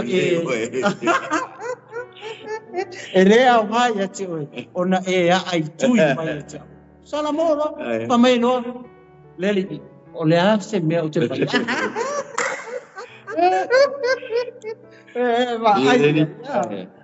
maka ukia soli le ngei suafa le ki o fa mai le fia Filipi fa mai fo le fa mai o le suafa e sili suafa ile langi manela malano ifo le le suafa le nga ave le tua e longa kali isu le ngole yesu haleluya maka ukia o le si me maka ukia so le e no ke monga Yeleni. Elo ko so like him. So like him. Pefa pefo le wo ka ko bo le manna ma pula. Ela ko le fa ko ya so fa Yesu won fa anu lai. Wong e pe o fa nga wo ka ma lo fo le ka mai le ngan wenga. Ka ma lo ya sevi. O le fa cha ulanga yuka. E ko fiku le wo le nga o fa kai me sa fa ye pa. Ai fai aku mua fa mai le ko kamano ke ko kamano fa kai si dia me tor kamano apa si si kamano pa isso se vai ai le sa langi e vai aku kakara o ke mongi e fa tele se o que no Paulo amen que no fa Jesus ai lá amen o ko lo lunga fasi ale makanga fa mai wa le ako le ni dava amen ai na ni me o ai o changata e le manga marpuli fa ko ai fa for so le ngata ma ko ia we ora ia ka ko mo le manga marpuli le haleluya e mai Yesu ia pasta ia wa ko ngai aso solo kwa yango ia peiba ia ele ona onga wenga ia ina nei mita se just wa ona na lapa ngaluenga itato na fai itato ya Kristo Yesu ina ya fai ngaluenga lei na saulia na muele atua ina ia tato saba bande ai wow ia so faso ai yo vai ngale e ngor kero ka pe fa pe o la ko ngaruenga e mangui ai o la ko ngaruenga e sawa i le ola fa ale mo kwa mangi mo pe le fe mo pai ka ki ma fe ma pe yo le ba ko la le mele ave male ala nga ave a ngo male lo ave male le loko male ava pe ave ge ko mo kaya ele o ngaruenga le no fe si lo le ko nyo me fa aro manga ole tua e ke fe le mele fe ele o banga ora le ko nyo be fai auro mana o le tua e fai le mea ai tinga ngalo ezelo ele o ngaluenga la nga ke wa mi ke mi ka ya ngaluenga me nga ke fai ma pe o manguia nga ke sawa i lo le fa sorry we fai le nga le o mangi mo le fio pa ya le tua ele o ngaluenga nge imika ava pela gala fia o aso uma de bisi sau do sau mo gale vi para mo lu pole tua pa pea o ke sa o ile ora fa no para mo ningo le fio pa ia le tua ele o nga luenga ke mika aya o le mek ka o le fai le wola fa tua maru pa kong ile tua ke fai ile fa baon ne fa tua kamu ya mai dole foi ele mai ai ke le wale o cha o de mele o foi le ngaluenga ye o ngaluenga in purai cha ulanga me fa pena ona foi si tu foi le wa ke pe o ke le o cha o mangatu fa pena i benga ai fa pe morning fa maoni ia foi le a machine le kako va ai le cha o le ola fa mi awa pe o le na sa no tu pastor we fai ai le fia ile tu o mi mai ma kai awa ele fa pe wa tele o tanga cha pe o fai ka ulanga nga avela ia mo fongo for fan ia se fa ha o marka ko ka ulanga le ni ma fe ia mo fongo maka ti ele o banga ole puela ko la la banga o ya ole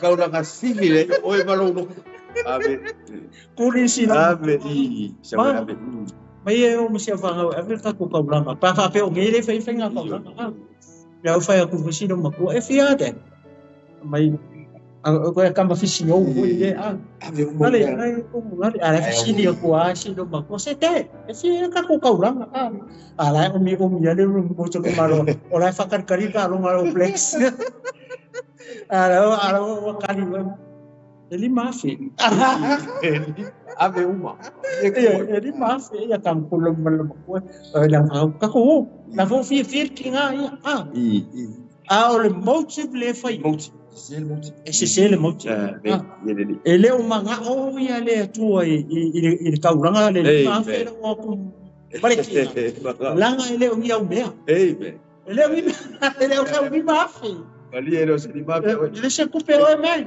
bro ele se o mi mafi o mea uma le la rangi mea le tu e o le ka ko manga o me pulele fa fe pa ko le sa ba dia ku ya mama ka me ki malima fe ke ya wa mo le fo wa pero fa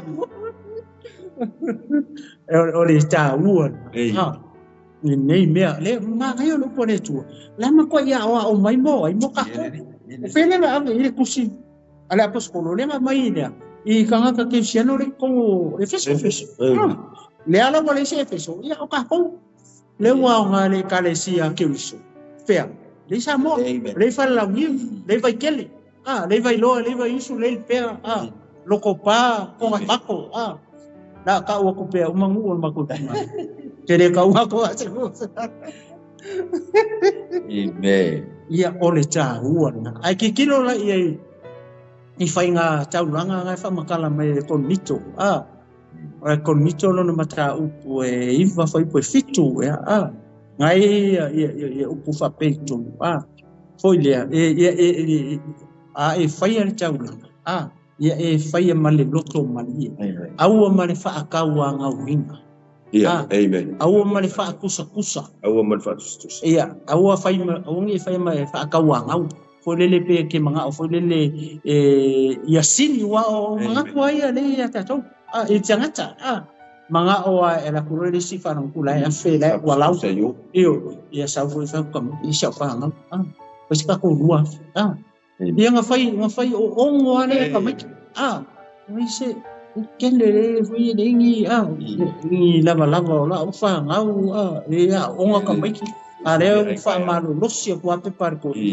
au fai aku lon me fai ave ba le ai se lo io ave ba lau fa ka wa ave ka wa nang ave ba le fai ba fa ku sai dis anga ko wa ngasta fai ka wa lo le ele maunga fa ma ke fia le tu ile tangata e fai a loto mali lea langa ka ulang ngani nga mude pe le se ule pa fa me pero ave geia Angai lo ale abe umakan dia mo.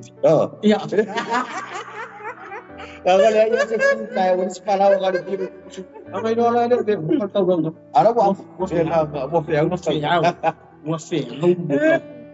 Iya tu la. Well. Ya si me no ko fi fo le kiki mai in ka ko ale wo kai le fo le la uma. Se kau le ya ka kai me fo ka kai me fo mai. On fa mere pulana ya se tongi masala apa fia foi lava nei ya le kai nei o na foi tong sang nei ya mari si me on ma ngai o das on so ko ngai le o malu lu ele ka kala ma o pa prekisha la ka la o ya tonu la ma ko ile fia se a le sitina matua le mai po ya me se foi matua matua foi le ni fa longo mai foi ya ta fai foi le ya tau foi le share tu se upo le tua ele o sama upu ai fa tai le tua le me fai nga fa nga foi le mu se no fa nga le ya mo to le ya mo ta to uma le foi nga ya ma la nga foi kai mi fa pe nga wa ave aqui o ka vale ki o ngale ya lu ngi pois tá caigal que ya le wa mo foi le lo ala ma fo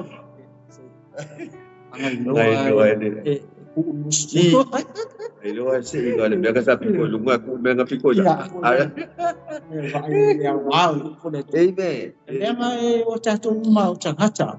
Le ka ku ke so fu ma o fu ma o ile ti.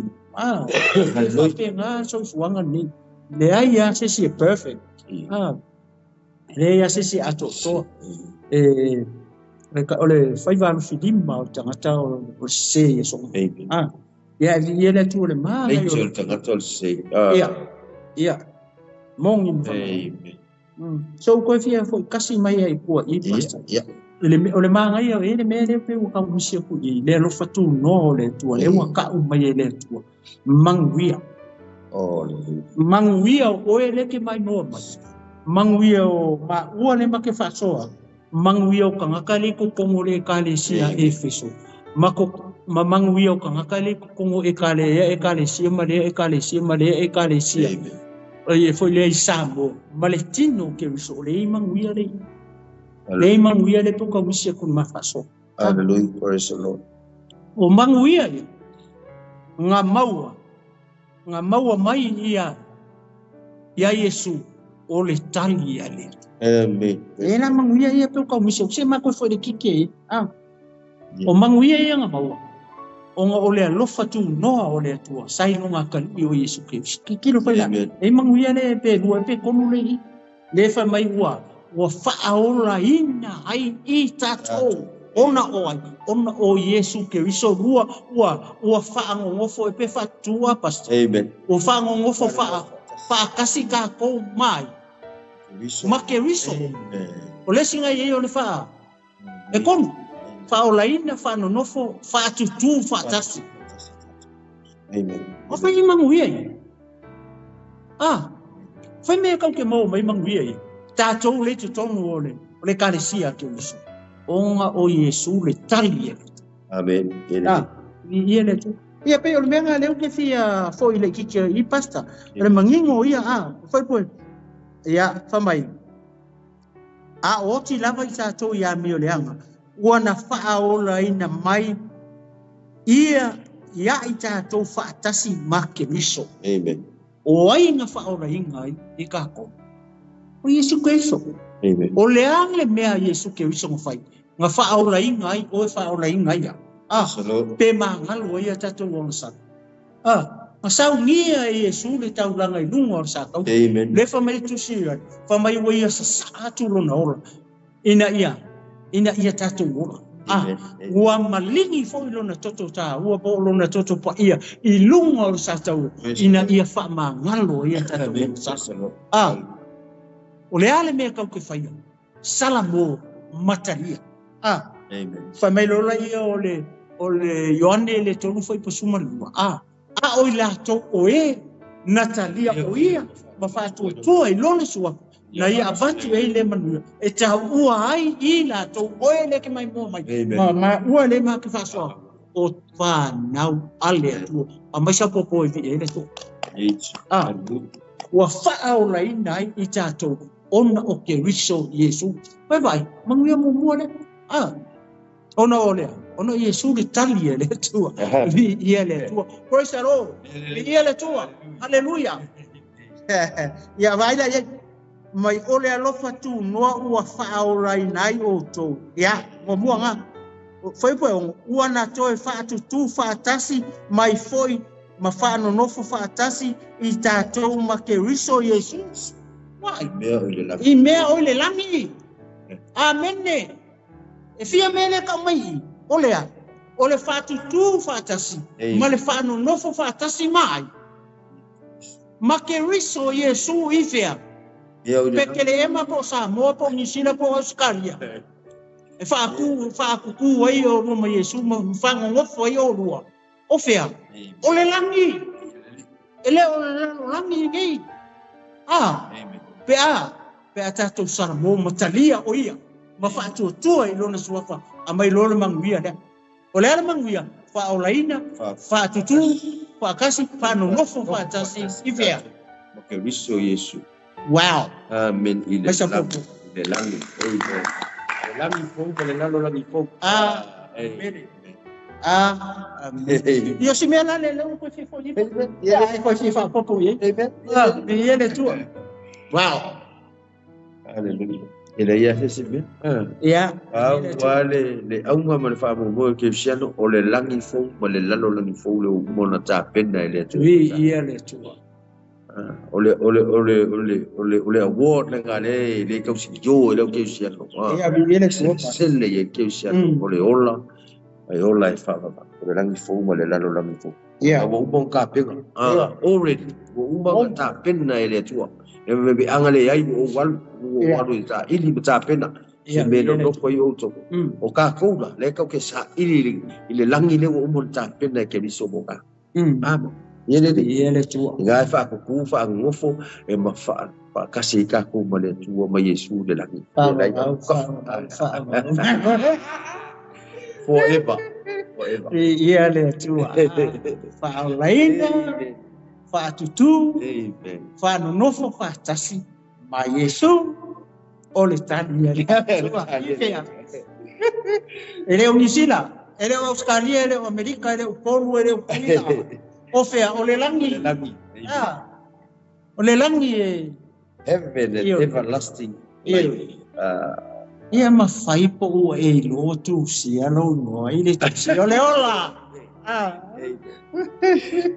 Ma kua rau kala i le kau kala i le le lukas fu. Le uri e fiku skulua le ngā ua kaka. Ai fo i mai, ka ua fia. Fia wo, fa ke mongi mai ka ngā. Oli fa mai oli. Nengo fo i mai e Yes. Amen. Ke oli ngā mea. Vai kusiro wa. Ele olha no que mongi. Ya, ele olha kusiro. Ya, la ngā mo va ku ya ko le puli. Agora manga mai ku ga ko ku ya. Ya. Ia te tonu o le kalesia ke viso maritino ke viso. Amen. Mai moa maritai au ne mai whanongolongo mari faso. Uso matu whawhine leru. Ia e sila fia. Mau mai lo, o tu sio tatu ngori kusi o leona. Au ke ngalu e foi le mautonu. Wa kele sika hako ke whanongo hei whau. Au ki au la vanga, mai leo ki usi kula. Ko upu la fo ia pa. Wa kula fo ia. Sorry. Ele no po feme o. La ya yo ki. La yo. La yo ki ele. Ele sa mo kala ka ko la ya yo ki. La yo ki. So de ale tu. Ele ni. Wari me ko ki oli o ko ia Yesu. Ele au kala ele fiku le nga o fai panga. Amen. Au wari me ye ko ke oli ina ua tu sia o to i moa. Ile la tu sia le ola. Fele tu sia ka mai mala. O le langi e. Awa anga ila ngi ka fe pa nga fa o le ila ngi i se ka nga ka hola le kusi o. Ia wa ngo fa ni ti po inga. Ma kusi o mai ai ngo la fa ha. Ole ai man wang ai ba au ai sa wrong. Kawar kusi. Ai pa si ko ja ko so le o fiu ya o ko. Ma ai lo fa ya o ko. E vai le api le o ka ngo kusi.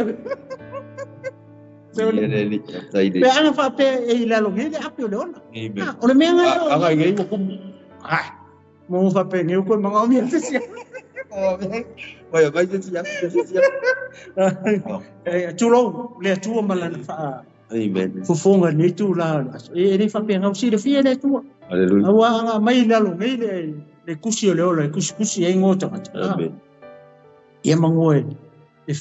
Have fo i mudu. Vai masingonga. Vai masingonga. Eu mai foi le ainga, mare ainga. Lo limba le kusia ia. Fa pe o le mako ainga ngi e kau ia, o le ngafa ngi. O le ngafa ngi nga maka mai kau so le fa mai kusi pa ia o ko ke finga o ngafa le. E lo ai. Ia ai. Ia o le menga o le kusi lo la panga. E vai le ko le matai sau le tu. Ulang kusi lang. Awanga mai la. Ya. Ko fu fe au malang kusi lo mo kusi mo lang au. Kusi lo ko ai fa ka. Ka ia fe mai ale ai nga kusi na lo ko mo kusi le ora.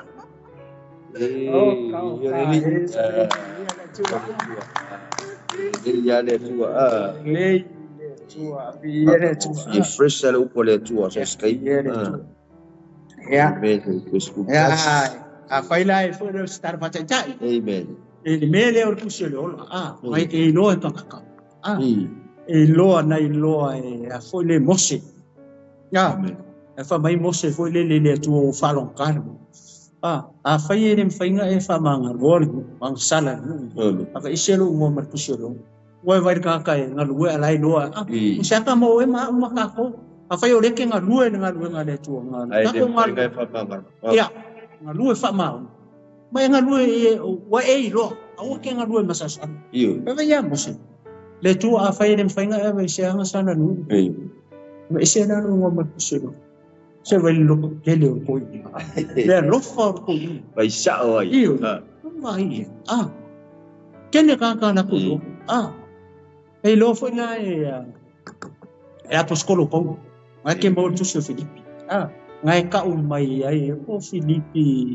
fa po Filipi bo na fa mai e fa pe ko na poskolo ngai ku su ya ka ngo ya kele meni ya kele meni ka o le fa me na poskolo ya o ngonge o la ku sa ma ko ngalu e fa tasi ngalu nga ale tu ue le tusi o le ola o la tau no manisi fo ele o mention mai ya i ngo iskanga ka le apostolo ngai mangingo mai la kanga o kele mene maris kanga so mai ya kanga le o le vai la o le apostolo ko kanga ka walang pusi ai ngo o pasta mama lo pusi lo kanga fa maongi e lo le a fai la o se o na le tu se ngai ke si le fie le yar kanga fa maongi ngai ko mo o le ka le sia ngai ke ka ye se kulo ke no mo fia o le kanga kala nga pe o le fa me era poskolo po mo ka ba le ngor ka ma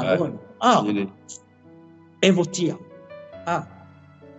ma e tu ma ke le beni mo yo ka ala fa to fo manisi e ko sia uma mai la poskolo ngo ka si pe o la e blind mai si kanga ia lang o ka ko nga lu fa penga ka ko nga lu fa le o ngi fa i lo ha ta to a la o nga re ke o wow o over mo se no posini e lo e lo fa fe ia oi e si la fia foi e fa fe le tanga nga lu fa ma ngi le ko ngora e ka ni si fa ko sa ka ko me nga ngi sa ka ya sa al kama foi le fa kungi sau ngi e fa ka ya ali sa ya o le fa se ko la lang kala vai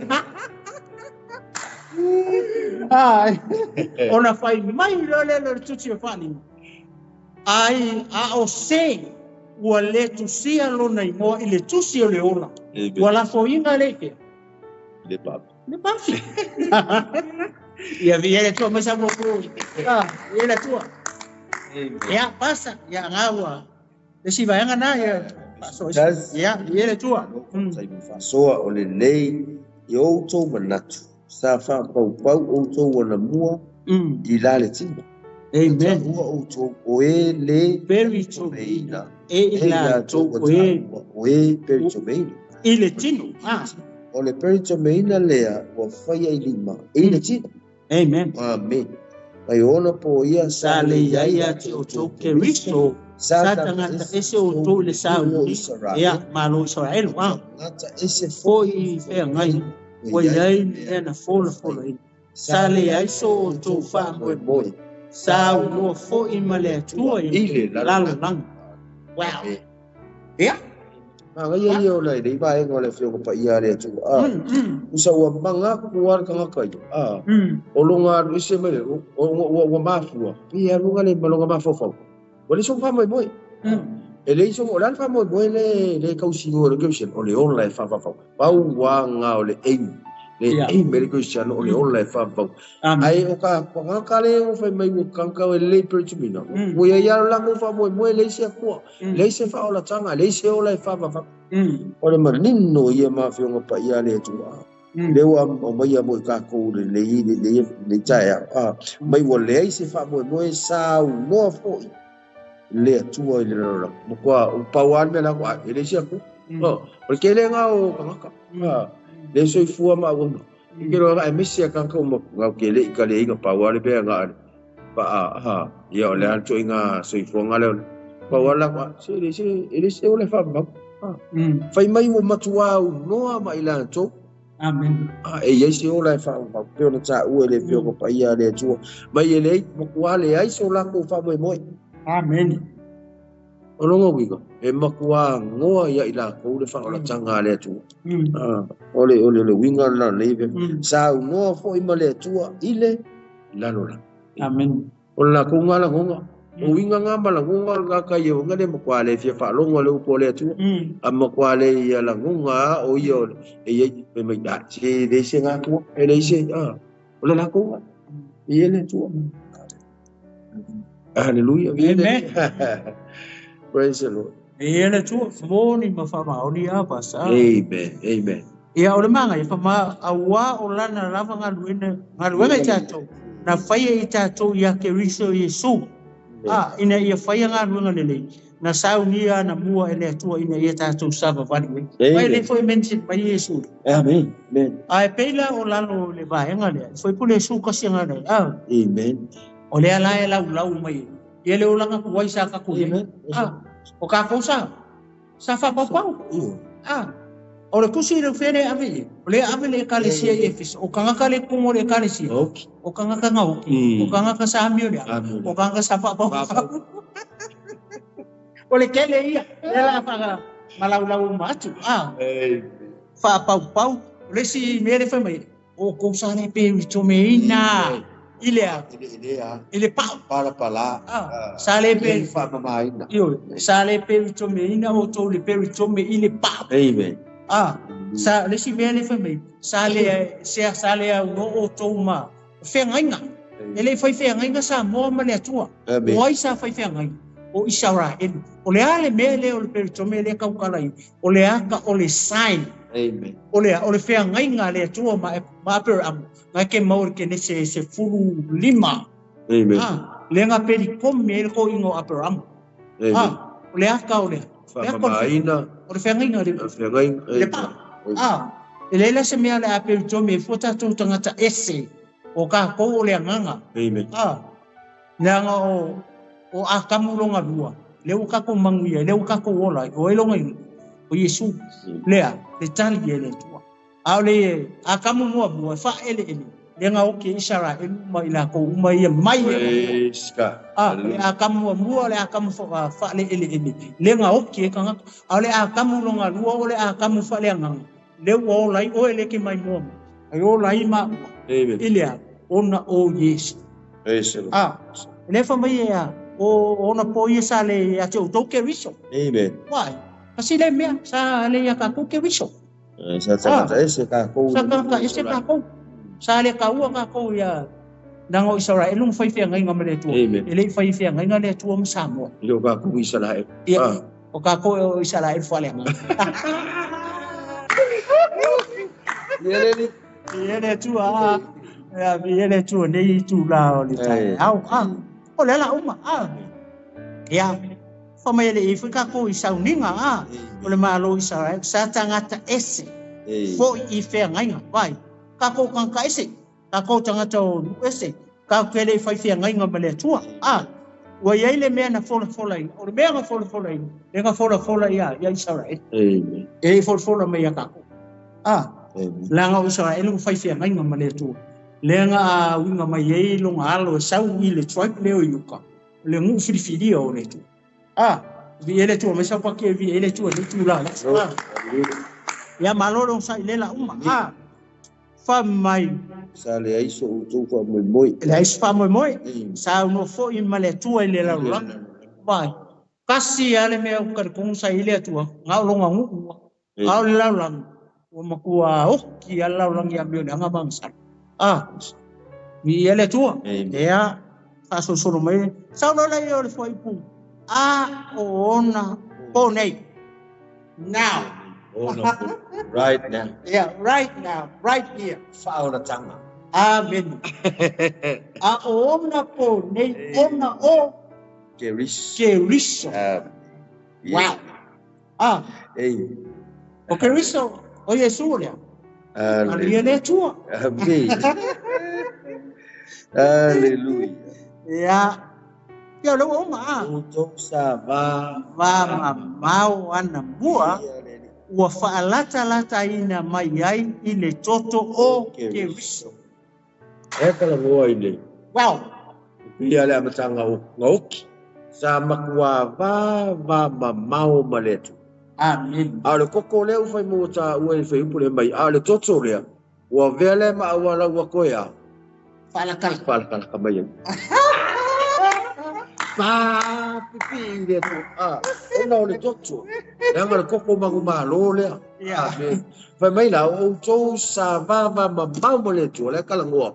Sao ko woki, sao ko wo esa male tua, sao ko leanga, sao ko wa mio leanga, sao sala, aila lo lang, ta viele tua, vea, ma oi, wa me o, praise God. Sao ko wifu, sao ko pepe, viele, ai fai mai, ona o le po, ai fai mai, ai mai ona le toko lea, viele, wow. Ayo no le toto Keriso le ua koe whaalaka Amen. Sau waalaka ai ngā vava mamau biele Makankia. e mata utia le toto Yesu. Hallelujah. O Yesu o le tandi ya le. Amen. Biele tua. Masalo le wa. Amen. Hallelujah. Oh, mas uyo foi. Ya, ngabebe po skufa awa o ya lava o lo tatou le lenga wana faia ia tasi e sa falu. Wana solo ia fo i le pama e loto le feitangai. Sa vai luaina i tatou. O le lenga la lenga faia le atua. Ya, amen. Amen. Lau faia le atua le lenga. O enga o lu. Mai o faia ele atua. Kasi ka ko yu. Kasi ka ko. Sa ko le fai te ngai ngai. Amen. Ka ko ile le sa le ile. Amen. Sa le peru to me ina ka to le peru. Menga le sa peli ai pulo. Amen. Ye sara. Denga maka maya amol peli tino. Amen. Sa ka ko le fai. Amen. Sa ma ko le ai mas ka ko. Amen. Mas se me tulu ata to ngabo. Ai ko nga o ai. Toto Yesu. Ona ole toto o ka kale ma ke fai ko le pa au ye le ngai ngor. Amen. O Yesu o le tali. Hallelujah. Ole me le ko pui. Ole mo masale toto. O fai le le. Ya. Amen. Kasi e nga ko lua. Ya. Tasi e sa pa lua. Amen. Amen. Ye le. Hallelujah. Hallelujah. Ma wa fai mai ko solo ia le paola. Feita. Pave lo tolo le fika ngai ko le si ale lu fa ma waru ngale si se au mai ko mo le kale si a ke su pai ai au mai Yesu ko mo la kale kale si a ele se kale si a se le kale si a ko su le kale si a la me le mai le o ngale ko se solo la lo pa mare fika ngai mare fika kala mare lo ko le anga mare kau mui Pai ele te solo mai la. Amen. Pi ele tu le tana. Le ngakala oe malesi uso. Le va oe malo uso atangata. Amen. Le wa fa le Yesu. Pe o nga fa le Yesu kai afama. Amen. Mahe rota. Le aso nga fa masingo ai. Amen. Fa le le waringa ngamisa.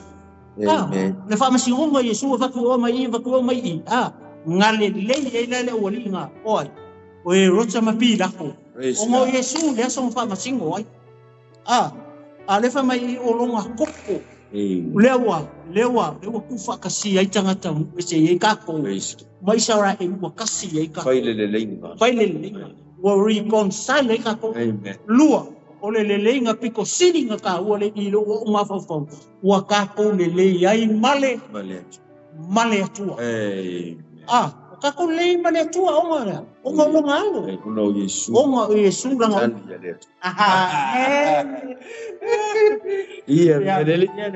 hallelujah ya tai masalo lewa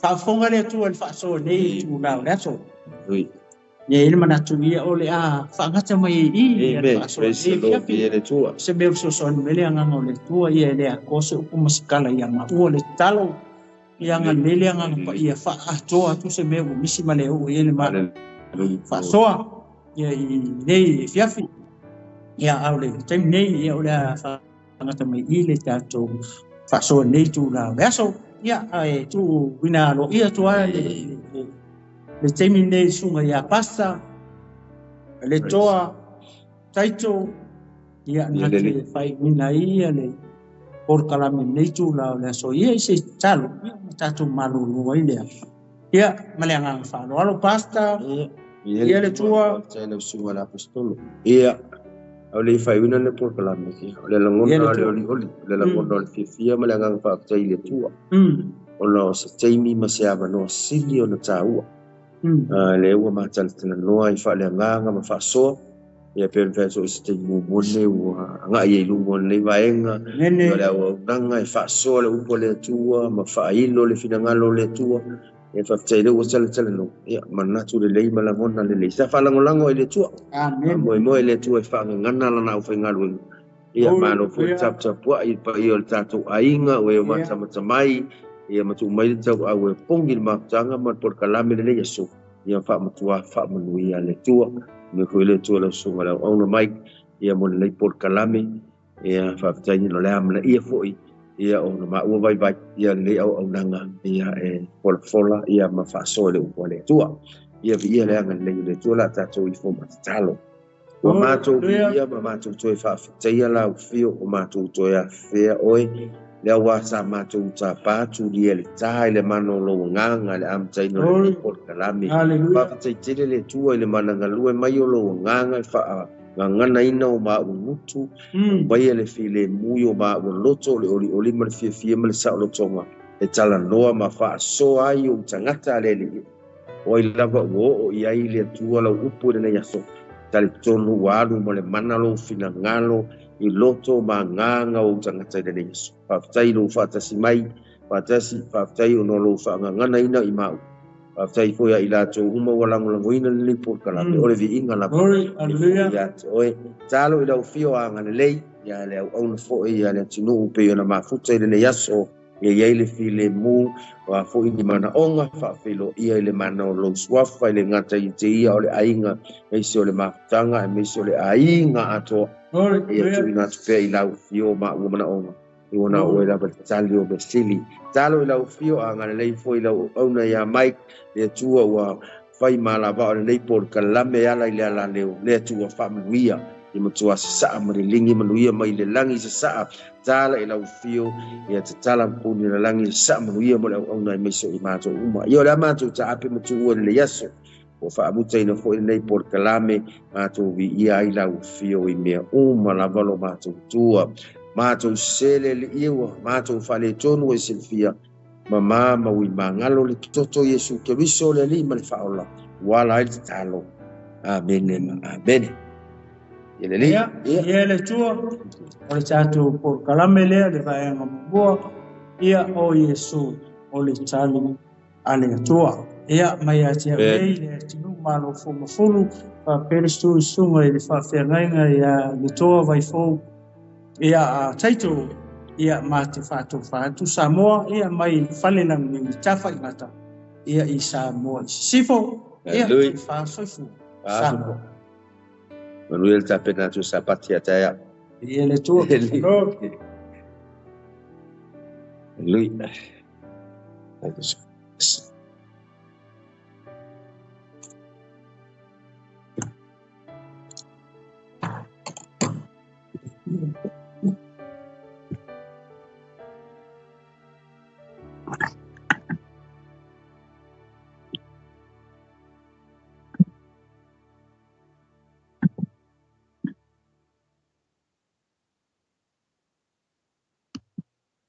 open na le a pemea ans le kuwa na basta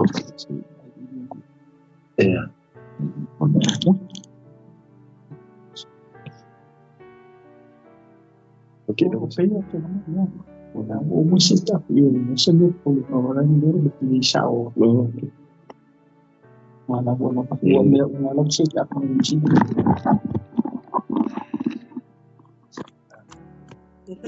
Kalori. Kalau buku ya cerita mah yang ngaluin lagi mah. Oh ya cerita mah satu yang tadi. Oh ma nang may na fa nang niya sumunod ng kung sa iyo na mga modal sa iyo na nakita ako sa iyo na nakita ya malipoto yung malas yung matutuloy nito ni Charles yung foto